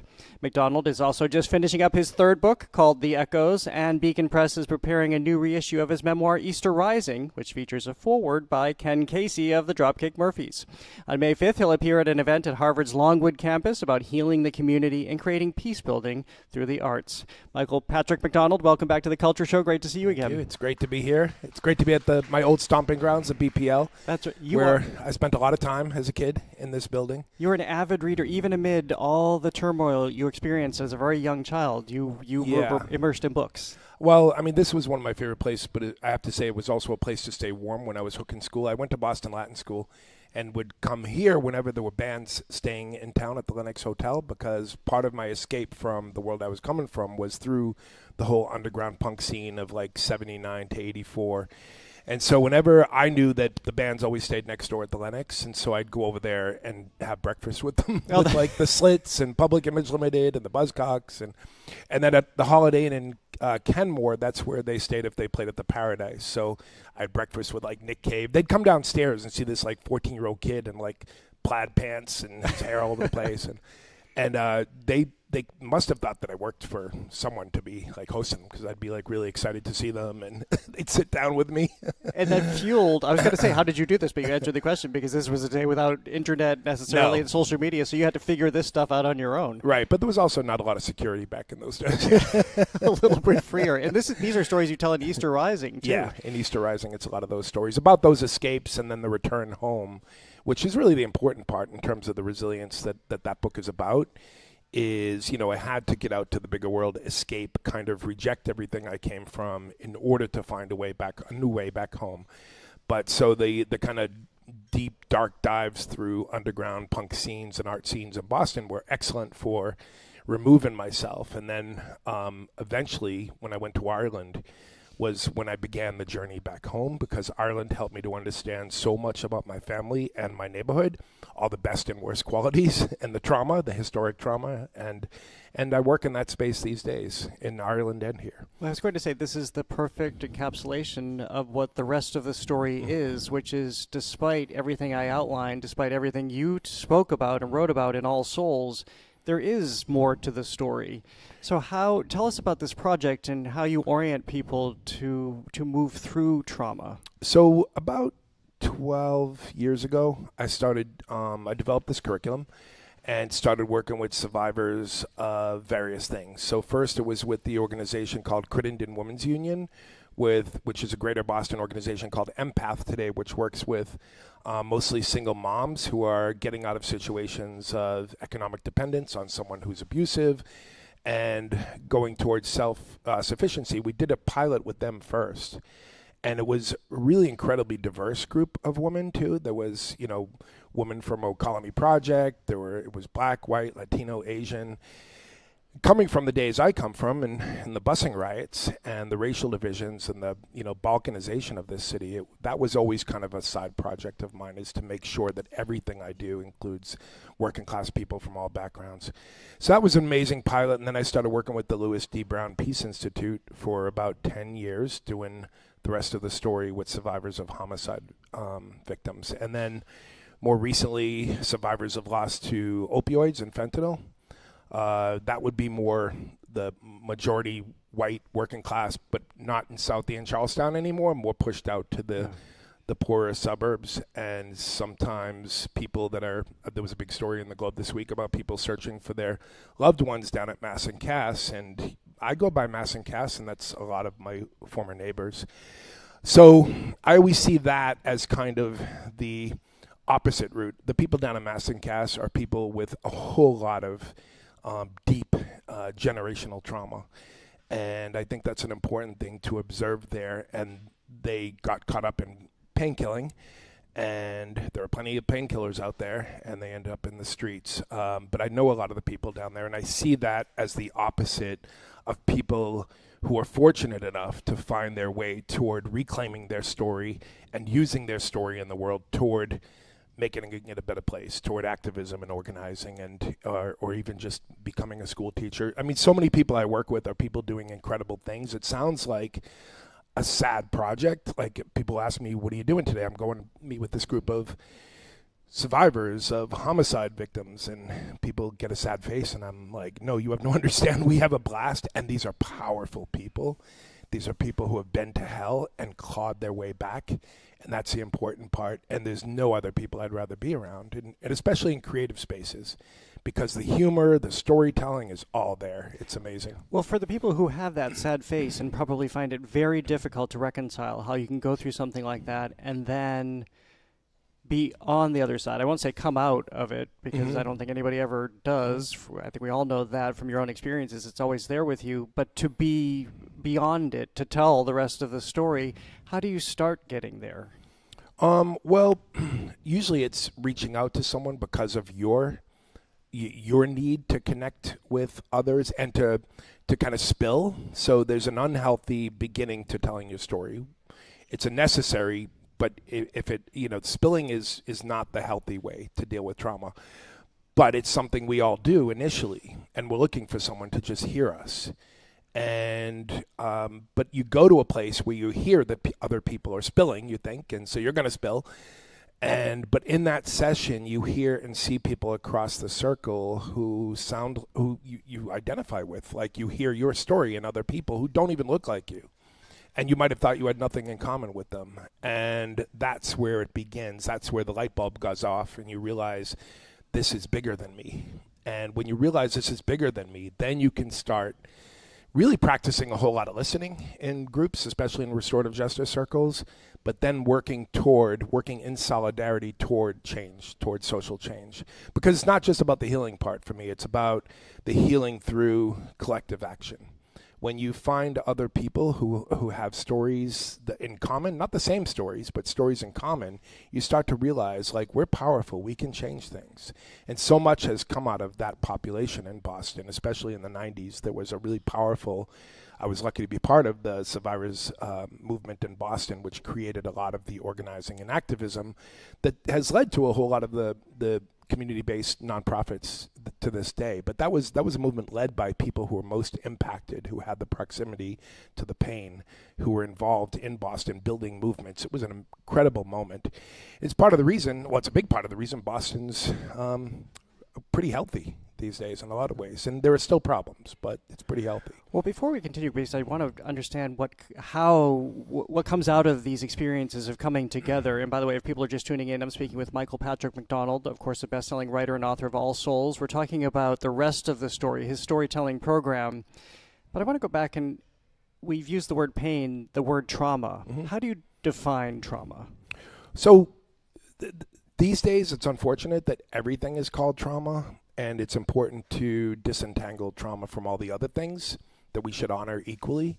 There's grief, for example, depression. There's a whole lot of things that can often happen along with trauma. The good news about trauma is that you can heal from trauma. It can be transformed, especially if someone finds a way to bring it forward in the world, to bring their story forward in the world. And it's not just me, and my pain and my trauma. It's us. And that's when it's completely transformed. And that's when your loved ones become people that you can think about and smile and laugh. And a lot of the stories that are shared are really funny stories, and they're not only about the traumas in people's lives. But trauma impacts mostly the prefrontal cortex, right around where the forehead is, right? So the part of the brain most impacted by trauma is the part of the brain that makes people kind of listless. Anyone who's ever been in a car accident or a sudden loss knows that you just don't have words. I remember reading The New Yorker after 9/11, and what people were writing about is not having words. That stunned speechlessness in the aftermath of trauma. So that part of the brain is also responsible for words, language, speech, literal speech, the story. And so bringing that part of the brain back online, where it's no longer being hijacked by the back of the brain, the amygdala, the kind of emergency alarm. This word I often describe it as the O. Yep. Part of the brain. We can fill in the blank. But it's the fire alarm. And, the prefrontal cortex is the kind of person in the watchtower that can tell you if it's online. That's not something happening now. That's something that happened 15 years ago. You're not being chased by a bear. So you bring the groups come together. They spill the unhealthy part of it, as you described. It's part of it. And then what comes together? Where's how does it come to fruition, a story generated? So I have a collection of prompts that I'm really happy with. What I love about them, an important part of helping people to tell their story is making sure that they're in a safe place, even physically, like if they're coming from situations of domestic violence, especially if that's the trauma they're coming from, but also emotionally that they're in a safe place to begin this journey. And part of the safety that I build into the storytelling project is that I will give a prompt that's really open. It could be a one-word prompt. It could be a really general prompt, such as, this is an example, a room I really know. And I won't tell them any more than that. Maybe I'll say, okay, I'll add to that, a room I really, really, really know. Go. You have 6 minutes speed writing. Speed writing allows you to get out of your own way, just get it on the page. Maybe you're going to spill, but usually people get to that place where they turn a corner and tell the rest of the story. So they might go to the trauma room that they know. They might go to the funeral parlor where their child was laid out. They might go to a nostalgic place, grandma's kitchen. They might go to a sanctuary space, which is like the bedroom that you are in charge of and you go to when you need your peace. People go to this certain like archetypal places that they go with, the room I really know. But if they go to a really difficult place like the funeral parlor, there will be a point where they turn a corner, and that's the rest of the story. And so whenever I'm there's the point. Yeah, because I find this fascinating. This is human nature then. If you allow people to, and then some people will be stuck, but they'll hear other people becoming unstuck, and that helps as well. But that turning of the corner is crucial. So I also teach at Northeastern and at Harvard. I teach these issues. I teach at the intersection of arts and healing and justice, and in both places. But when students start with their memoirs, and these are mostly middle-class people who also have grief and trauma and difficult things. But when someone goes there with a difficult story, and in the classroom, in the university classroom, you have to be especially cautious because you don't want to crack people open. You also have to report on anything that comes out in people's stories. But if someone gets to that place where they turn a corner, that's when you know they're well. So with, say, survivor of, overdose, in Boston, a survivor wrote a really difficult story that kind of spilled a lot, but then got to that place, and that's when I started a 5K race in memory of my daughter. When they get to that, because they have to remember that that's part of the story. If people are on this healing journey and to start with, like meaning they just show up for the rest of the story, they're kind of being pulled to it, you know that they're already on the path. And so it's important for them to connect the dots between the horrors that happened and all this good stuff they're doing to bring their loved one forward. Now that I understand the anatomy of this and being aware of what I mentioned in the introduction, you've spent a lot of time in Belfast. You were just recently in Dublin, a lot of time in Boston, of course, where you see that we're a healthy city. How does the city begin to change out of such a small group? Well, the thing is, I have to say, along with this feeling like a healthy city in a lot of ways. Working class and poor people have been pushed out in a lot of ways, but there's still pockets here where people are still dealing with the same traumas. A lot of times the traumas have been pushed out to pockets in Weymouth and so forth, in the South Shore, Brockton and Randolph, and that's all our people. I see, when people talk about the population at Mass and Cass, people were starting to complain. Oh, these people are coming in from Quincy and the suburbs, and I know these people. They're from here. They got pushed out, and they're finding their way back for treatment. There are people, and besides, we can't put borders on violence and harm and trauma. And people try to do that. Like they're not our problem. They actually they got addicted here. They lost their loved ones here. This is their place as well. So that's part of the story of Boston. But at the same time, I do feel like where there's a lot of well-being locally here and in Massachusetts is in the fact that people are more trauma aware. I think we have more work to do to distinguish between trauma and other things. Like grief, so trauma you can heal from. We all have to learn to live with grief.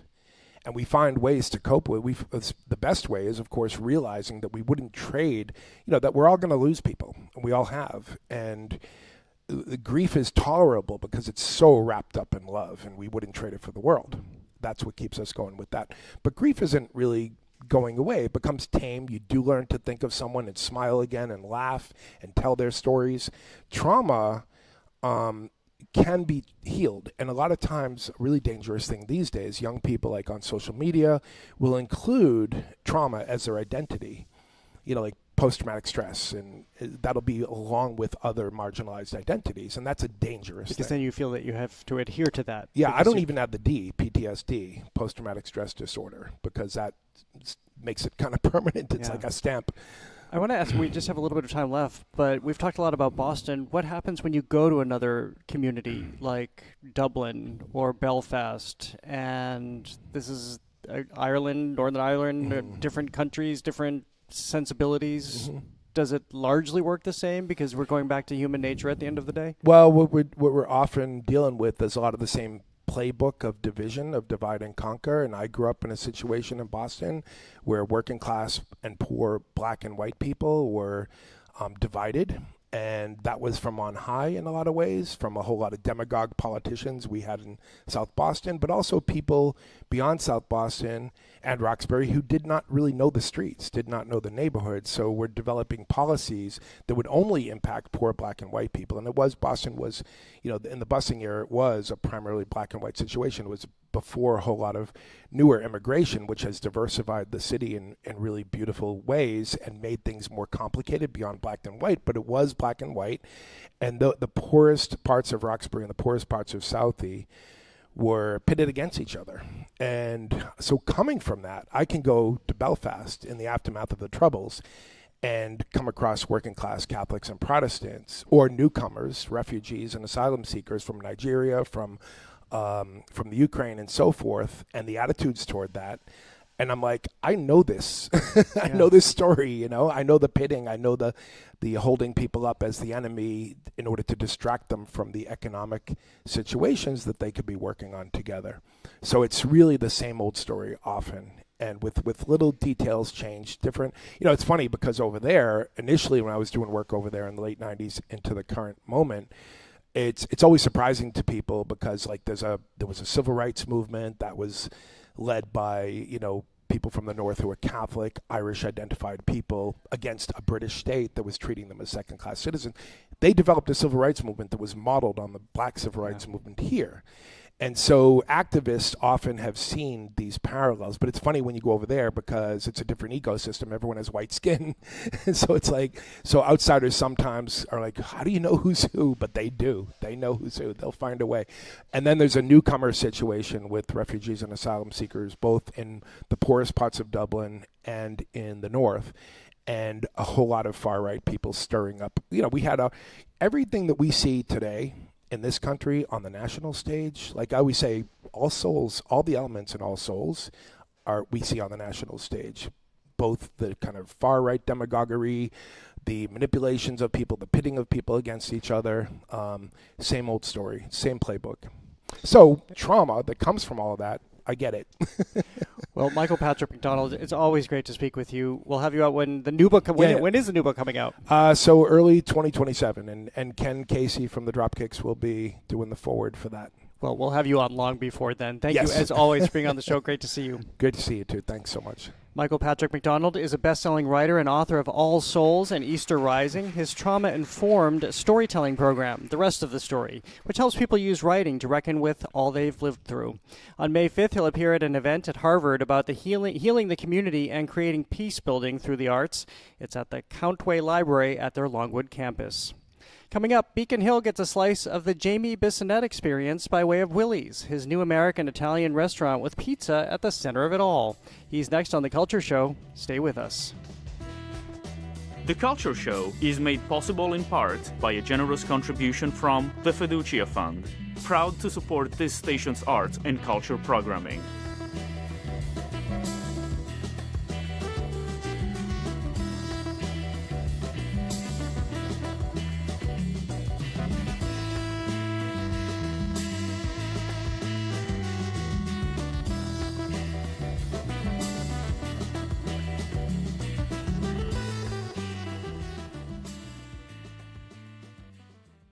Nickel is a key ingredient in things like stainless steel and some batteries, but in Indonesia, nickel mining takes a high toll on the environment and public health. It almost looks like there's a forest fire with how thick the smog is.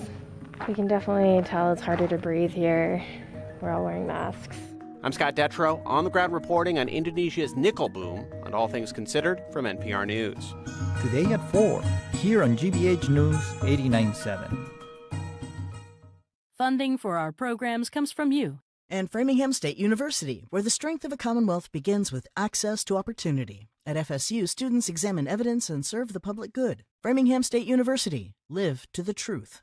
Learn more at framingham.edu.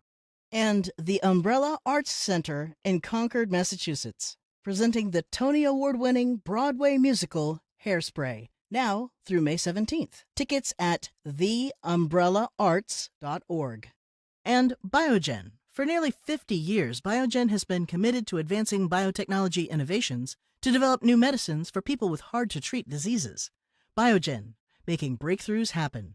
Biogen.com. Stay connected to your community.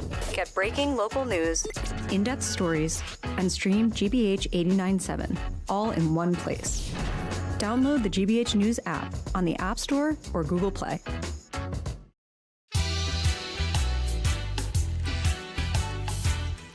I'm Jared Bowen. This is The Culture Show live on 89.7 from our studio at the Boston Public Library and streaming on the GBH News YouTube channel. Jamie Bissonnette is a James Beard award-winning chef and restaurateur whose restaurants have helped make Boston dining more singular, more convivial, and more centered on the shared experiences. His establishments, which include Temple Records, Somek, and Zorito, don't just boost a neighborhood's flavor profile, they become part of its personality. Now he's continuing that sensibility on Beacon Hill with Willie's, a new American-Italian-inspired neighborhood restaurant from BCB3 Hospitality, the group he leads with Andy Carton and Babak Bina. With pizza at the center, Willie's is his latest effort to create a place that feels woven into the life of the neighborhood. Jamie Bissonnette, welcome to The Culture Show. Great to have you here. Congratulations on the restaurant. Thank you so much. I'm blushing. That was such an introduction. Well, it's totally deserved. We know the space you have carved out in this city as a restaurateur and chef. Again, James Beard Award-winning, just one of your places recognized by the Michelin Guide. I love the concept of Willie's and how it's sprung out of Charles Street, and you've taken that neighborhood as your nod to the creation. Thanks, yeah. Yeah, we're having a lot of fun over there. I feel like with Babak having been a part of that neighborhood for, a couple of decades at least, it's been really welcoming. It's been fun. It's been great to get to know the regulars and the neighborhood people. And I feel like we're providing a place that people wanted, even though we didn't know that going into it. Well, it sounds very casual when you use that vernacular. You have the grinder and meatballs and pizza. Who doesn't love pizza? Yeah, I mean, it's a casual spot. It's, we're open 11 o'clock in the morning all day straight through, and we get to be a little bit innovative with the food. So, we're not going super traditional Italian. We're kind of taking influence from the other restaurants and just kind of cooking whatever we want and putting it on pie. Well, and you've moved from the Basque region in your restaurants to Asian food in your restaurants, Korean. And how did you find your way to this Italian-American style? Pizza is in my blood. I've been making pizza and working in restaurants spinning pies since I was a teenager, working on recipes for this dough specifically. I'm from Connecticut, and in my opinion, that's the best pizza in the world. And trying to find that like chewy, crunchy, New Haven, Southern Connecticut style dough over the years took some time, and now here we are. So. How much time did it take? And of course, you're not going to give away all your secrets, but what was your process in getting to that dough and that crust? It started with finding the right flour and finding someone that milled flour fresh with high protein, so it wasn't like stale and consistently milled. And then it was playing around with the environment, which kinds of yeast, temperatures of water. I mean, we're still learning. Every day we're still learning. We'll never be perfect. We'll always be striving to be better. Is that what drives you as a chef, to have that always striving to have so much potential before you? Yeah, definitely. I think part of my desire to be a chef is like that strive to be better, but part of it is I'm just a fat kid at heart that likes to eat. Well, that makes it simple. Wicked. So how did you just come up with the concepts for your pizzas? What are the toppings? How are you beginning to mix it up? Oh, so part of the influence came from my wife, Song, who loves pepperoni pizza and had a pepperoni pizza with a vodka sauce when she was visiting her brother recently, maybe a year ago, in Brooklyn, and she was talking about it nonstop. So I knew that had to go on. And then we have a spinach pizza that I base off of segunchi, the Korean panchan with spinach and sesame, because I feel like, I don't know, I just saw the connection of sesame seeds, Italian bread, sesame flavor, spinach on a ricotta-based pie. And then from there, we kind of take classic things that we know work and add ingredients that I like and see what happens, yeah. How much of this is done in your home, just in your own time, versus what you're doing at the restaurant or other restaurants before you even open? Pre-opening, a lot happened at home and at other restaurants, but since we've been opening, not much happens at home except for sleep. Yeah. Where I'm there all the time. But it's great. I mean, it's fun to play around with food. I mean, I feel so lucky that, some people like to have hobbies like building Legos or golfing. My hobby is cooking, and it's also my career, so I'm like wicked fortunate. I want to go back to Connecticut pizza. Why is that your favorite? I grew up outside of Hartford, and nostalgically, like pizza it's odd. Everybody I meet from Connecticut, we can just say the word pizza and it's just a nod, like, yeah. We all know pizza, whether you're from Cheshire or Hartford or New Haven, there's somewhere that does great pizza. And I think New Haven gets a lot of the acclaim for what happens with Pepe's and Sally's and Modern, which I love all of them. And then there's like Zupardi's in West Haven, and I could go on. I could talk about Connecticut pizza forever. But there's just something about it, yeah. Can you even stomach deep dish pizza? Oh my gosh, yeah, I was just talking today about when I go to Chicago getting a Malnati's deep dish pizza. I love it, yeah. What do you think about things stuffed into the crust? I like all food, man. I like all food. If you want to stuff something dope into the crust, as long as it tastes good, I'm down. I'm not going to do it, but I love eating everything. Cape Cod bar pizza late night at home, even after I've worked at Willie's all day long, I'm still going to eat that. Perfect. Tell me about the pizza oven that you've established at your restaurant. So we went with a Woodstone pizza oven. The company is great, and it's a very thick hearth, so it's like kind of like a brick hearth. And it's gas on both sides, so we can really control the temperature. And then it has basically like a jet engine underneath it. So if you put a lot of pies on it, it doesn't cool the floor. It has a sensor and it ignites, so it keeps the floor hot, so we can keep going and cooking without getting a little bit of sog. So the bottom can have that like on the verge of burning crust, like Connecticut style that I like. I worked with a wood pizza oven for 18 years, and I love the idea of wood. But wood is hard for me. I think like you can't get the crispiness that you want because of the humidity that it creates with the moisture. So I was torn with not having wood at first, but now I'm in love. You're working on it. You just mentioned, so we're obviously at the library studio today. You just ran around the corner. You're on Charles Street. And so these early days, the restaurant just opened in March. You're there. Is it every day? I'm taking a day off every week or two. Yeah. And how does it feel to be in the restaurant in that moment when you're watching, you're listening? Are you doing all those things? How people are eating, what people are liking? Well, the setup of the restaurant is unique. Is we have a 4-seat bar in front of the pizza oven. So I'm like, I don't take orders, but I'm pizza tending, kind of like. There, I can have conversations with people. And luckily, I can put my bucket hat on and pull it down over my ear so I don't have to hear everything. But I get to have a lot of interaction, and it's an open kitchen. It's a 28-seat restaurant, so there's a lot of time for me to connect with guests and talk about what they like and what they don't like. And it's really awesome. Like, that immediate feedback is something that's really, I cherish it as a chef. And it doesn't, you deal with criticism well, is what I'm trying to ask. Absolutely not. No. Absolutely not. That makes two of us. Are you thin-skinned? Oh, gosh, thin-skinned. My gosh, my therapist would say I'm more than thin-skinned. Yeah, absolutely. It's hard, but you've got to be able to synthesize those things. If somebody's like, people aren't rude. They're not, and we're not doing anything. Really? They're not that rude, like, I don't like it, or this isn't for me, or this is too spicy, this is too salty. I can take those criticisms. That's easy. It's when people make it personal, like, oh, you don't know what you're doing. And that doesn't really happen anymore. I think that people understand how hard restaurateurs work to do things. How much has the restaurant evolved from when you opened in March? It's a different restaurant already. Really? Yeah, it's like, what is that, the analogy of when you replace one board on a boat, when is the boat new? I feel like the restaurant's already new. We've evolved the dough recipe, just realizing that now that we have more humans in the prep kitchen, the temperature changed substantially, so we needed to change how long we fermented the dough and what temperature the water was. It's really cool. It's super frustrating and super rewarding. I'm speaking with Jamie Bissonnette. He's a James Beard Award-winning chef and restaurateur. We're talking about his new spot, Willie's, right on Back Bay on Charles Street. How does your restaurant fit into your other concepts, which you have in Downtown Crossing? I mean, they're all very different. As I said in the introduction, they all have their own character, their own vibe within the city. Mm-hmm. Yeah, well, so when we opened up Somek, the Hansik Korean restaurant that's based off of my mother-in-law's recipes, very classic food. I'm not trying to make it my version of Korean food. It's me trying to do Korean food as honest and respectful to what I've learned of it from the family.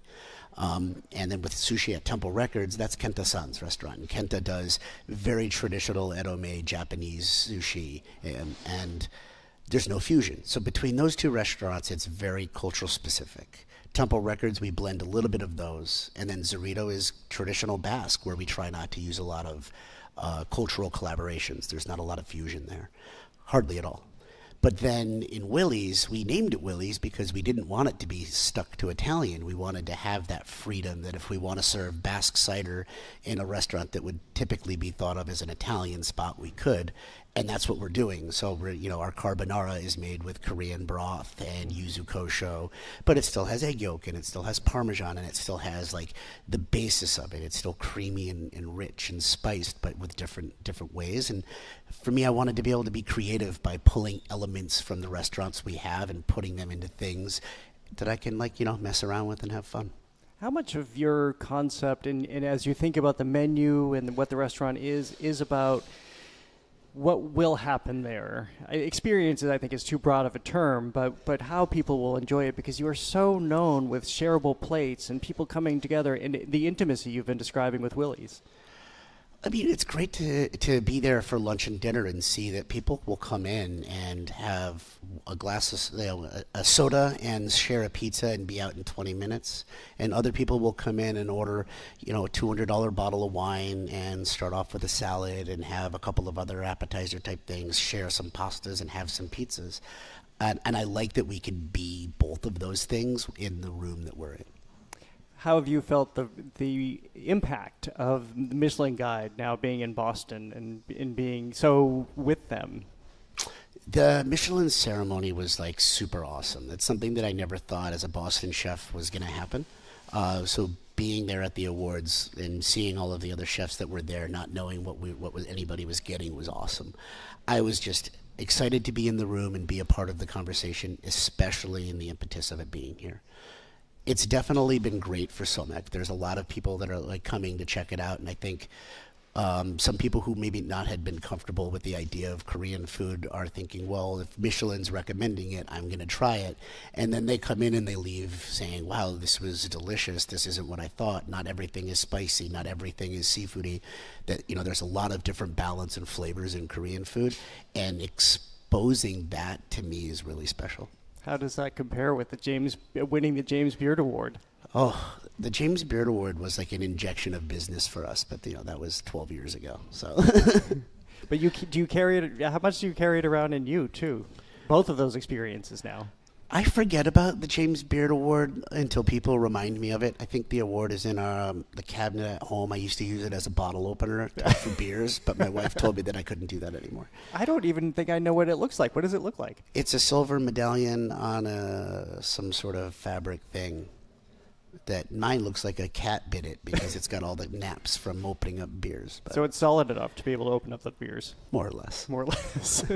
Jamie Bissonnette, it's great to have you here. Thank you so much, and congratulations on the restaurant and the Michelin honor. Congratulations. Wicked happy to be here. Great to see you. Thank you. Likewise.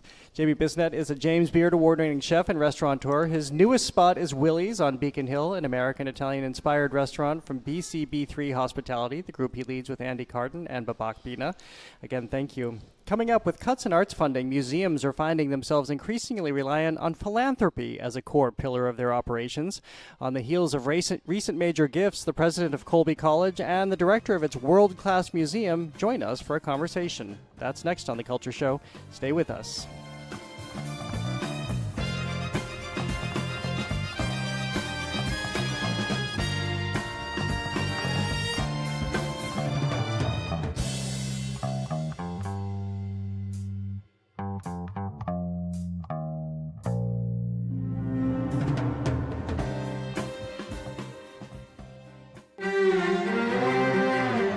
You have probably seen for yourself that the war in Iran has caused the price of gasoline to climb, but for airlines it is even worse. The price of jet fuel has doubled. The longer those prices stay high, the worse it will be for the airline industry and passengers alike. I'm Carolyn Beeler. Hear that story and the top international headlines next time on The World. This afternoon at 3, here on GBH News 89.7. Our programs are made possible thanks to you. And Vivo Performing Arts, presenting the Alvin Ailey American Dance Theater, returning to Boston for its annual engagement at the Bach Center Wang Theater, April 30th through May 3rd. Tickets at vivoperformingarts.org. And M&M Skylights, offering the full range of Velux skylight products, installation, and maintenance services to customers from Boston to Portland and surrounding areas. More information at mmskylights.com.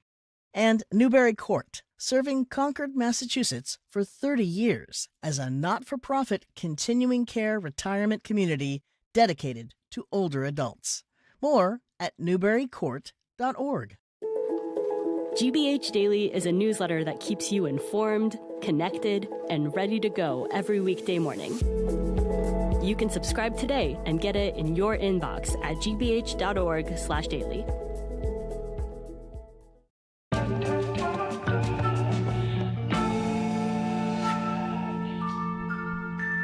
I'm Jared Bowen. This is The Culture Show, live on 89.7 from the Boston Public Library and streaming on the GBH News YouTube channel. At a time when museums across the country are cutting programs and staff, chasing grants, and trying to maintain visitors, philanthropy has become central to their operations. At Colby College in Waterville, Maine, where it has long put the arts at the center of a larger civic project, philanthropy has become a robust resource. Especially at the Colby College Museum of Art, where, in this moment, private giving is playing a pivotal role in how museums can sustain exhibitions, acquisition, and access.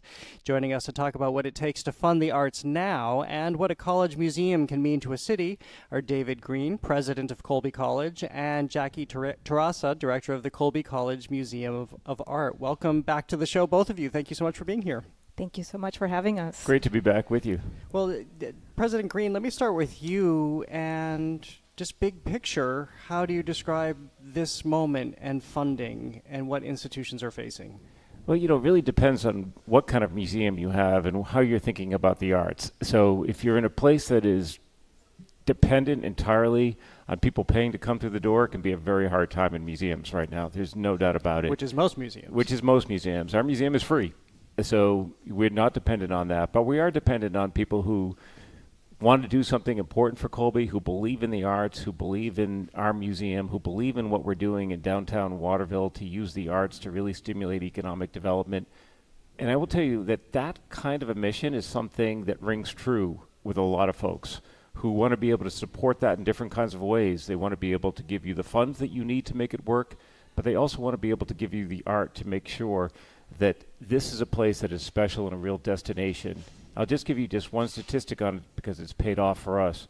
But if we look, as you know, we've done a lot of work in downtown Waterville, which is a post-industrial city, struggled in all kinds of ways. We've worked to bring it back, and the changes have been dramatic. But the arts have been at the center of that, with 2 new art centers downtown, a new art center on campus, the expanded museum collection. But if you look at what happened there, over the last 6 years, we just measured this, we had over 330,000 people come into Waterville for the arts alone from outside of the area, and that put $45 million of economic activity into the area. The difference that makes for businesses, for the population, you know, we know that art is good for the soul, it's good for the mind, it's good for the heart, it's also good for the economy.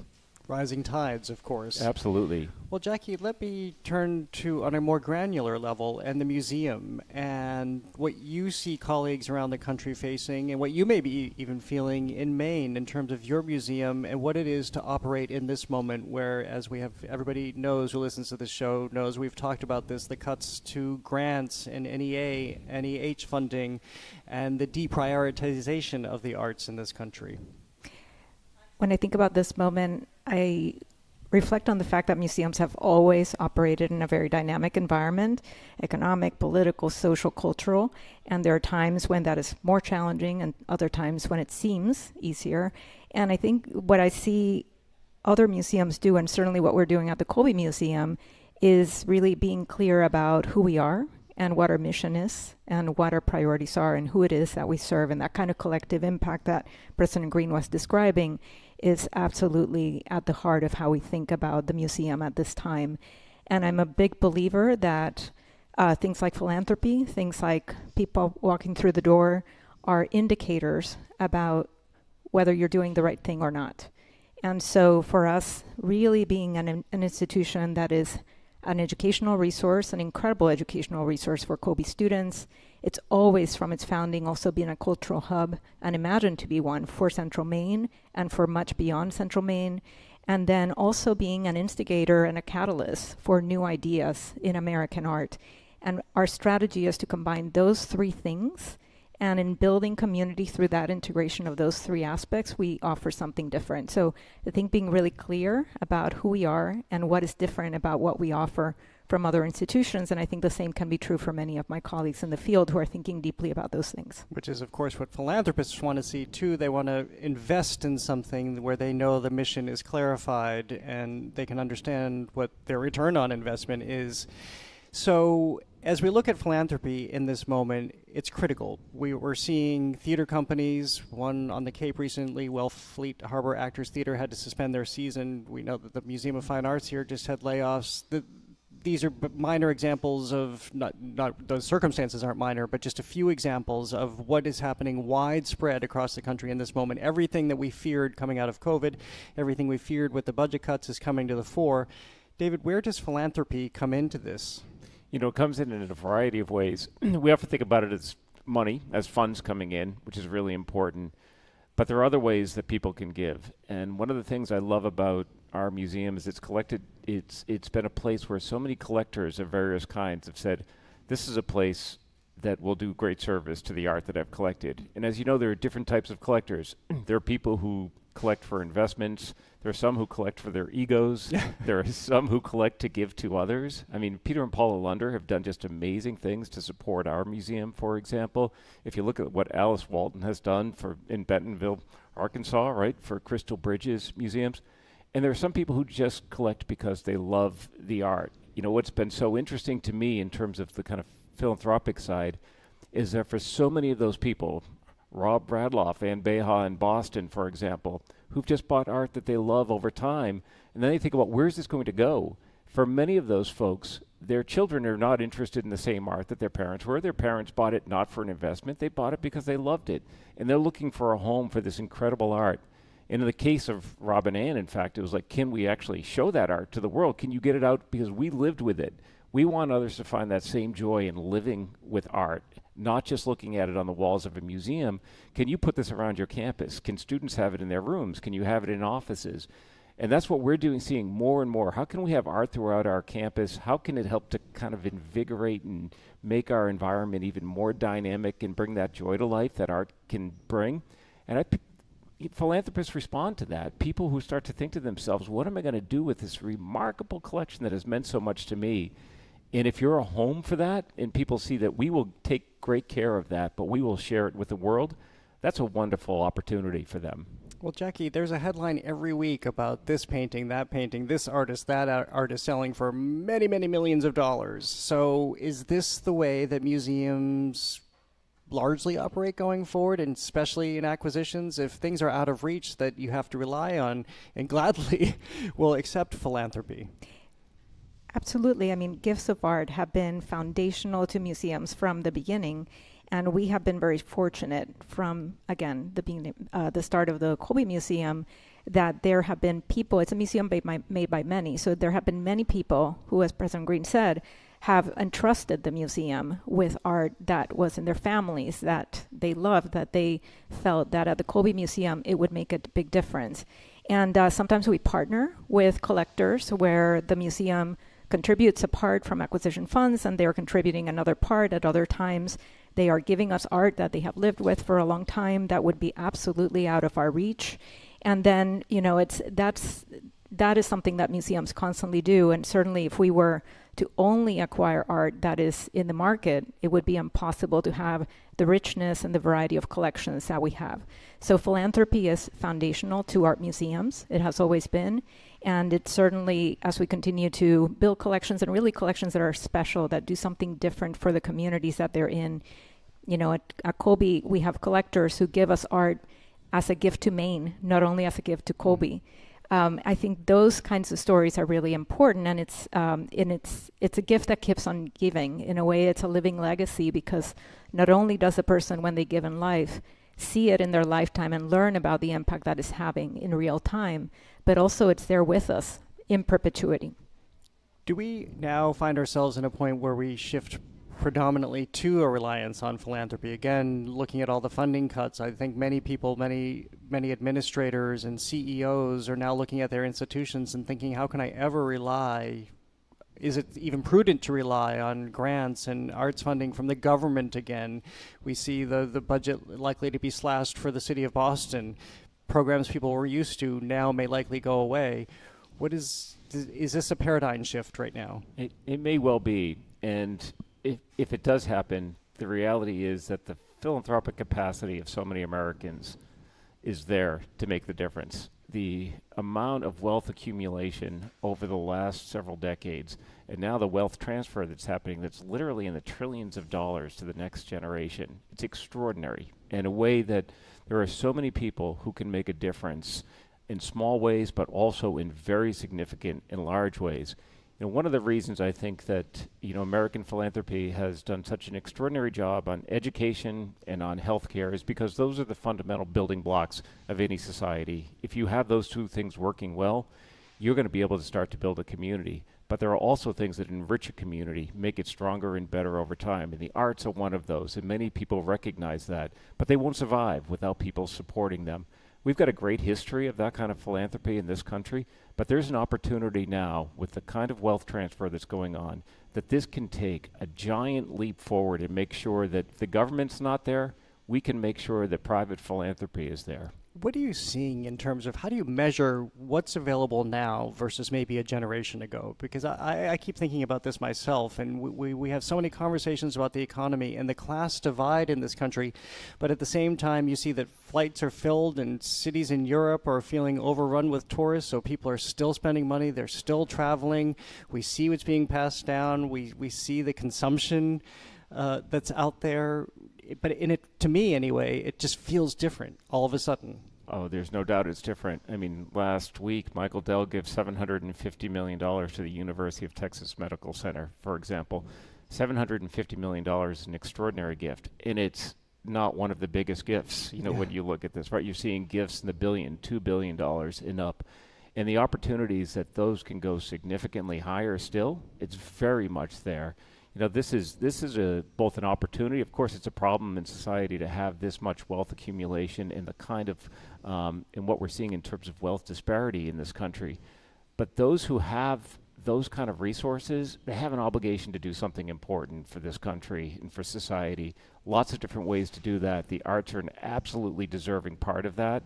And I think if more people step up with that, what are you going to do if you have $100 billion, $200 billion, if you have $1 trillion? We're seeing numbers right now that are astronomical that I think in our lifetime we never could have imagined anyone having this kind of wealth. Well, do something good with it. And when you do that, make sure that you are serving these communities, make sure you're making life better for other people, and do it in a way that is meaningful and that has some real pop. And there's so many opportunities for that to happen. I think the more that people talk about that and they really say how important this is in life, it's not just about accumulating things. It's about doing something important with them. And now the opportunity is there greater than ever. And I think over the next 10 years, from everything we're seeing, that's just going to be going up exponentially. For people just tuning in, I'm speaking with David Greene, the president of Colby College, and Jackie Terrassa, who is director of the Colby College Museum of Art. Jackie, I want to go back to something you were saying at the beginning about what philanthropists will see when they give to Colby. Not only the great programming that you have, but also free admission. I get something else I talk about all the time on this show, making this a very democratic process, making access free for all so that people can go in, enjoy the museum however they want, no expectations. How are you able to make that happen? Philanthropy. I mean, the support of people who believe in that kind of access, who believe in ensuring that in Waterville, Maine, anybody, no matter what their educational background, what their economic background, can see the museum as being for them. And the work that we do through programming and collaborations and community engagement is to make sure that there isn't a perceptual barrier to entry, so that in addition to the economic accessibility that we offer, that is there. But that is fundamental to what we can do. For instance, families have supported us over the years with endowments that enable our educational programming to happen. Those educational programs are completely free of charge. This year, we will have served 4,000 school children from across Maine, from all counties except one, that have come to the museum for tours, for free lunches on campus where kids can see how the older kids are doing and what it's like to be on a campus. And then they are making art in our museum, free buses. All of that is made possible through philanthropy, including families right here in Boston. And so that is really critical, and we cannot take it for granted. And it's fundamental to the museum, but it takes the support not of one, but of many to make it possible. And if you have these major gifts coming in that you no longer have to be at the auction house trying to get, what freedom does that give you for other artists, the artists people aren't necessarily paying attention to and who haven't hit those sky-high auction prices yet? And we are at the auction houses. But in addition to that, it allows us, at the Colby Museum, we really believe in having great art by the best artists and the best known artists. But also there's a lot of great art that is made by people who the market hasn't been in their favor.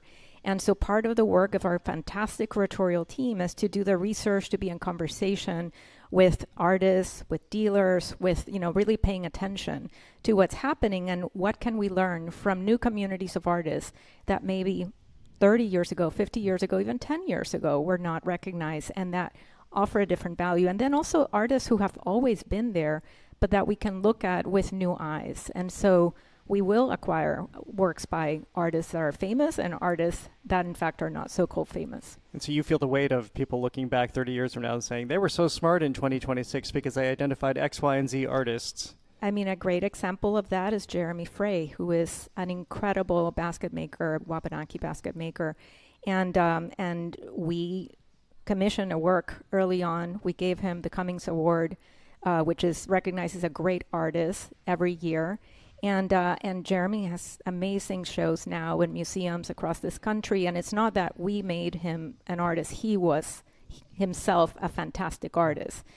We learned from community members about who to pay attention to. and then had the means to create the opportunity for him. So we can be a platform in those cases for fantastic people who are hiding in plain sight. David Greene, this is unfair to do to you with only about 30 seconds left, but is there any concern about relying on philanthropy just the way people once relied on government funding? I think if the government gets out of this business entirely or even continues to degrade their funding, it's a real problem, and I think it will do harm to this country overall. So absolutely.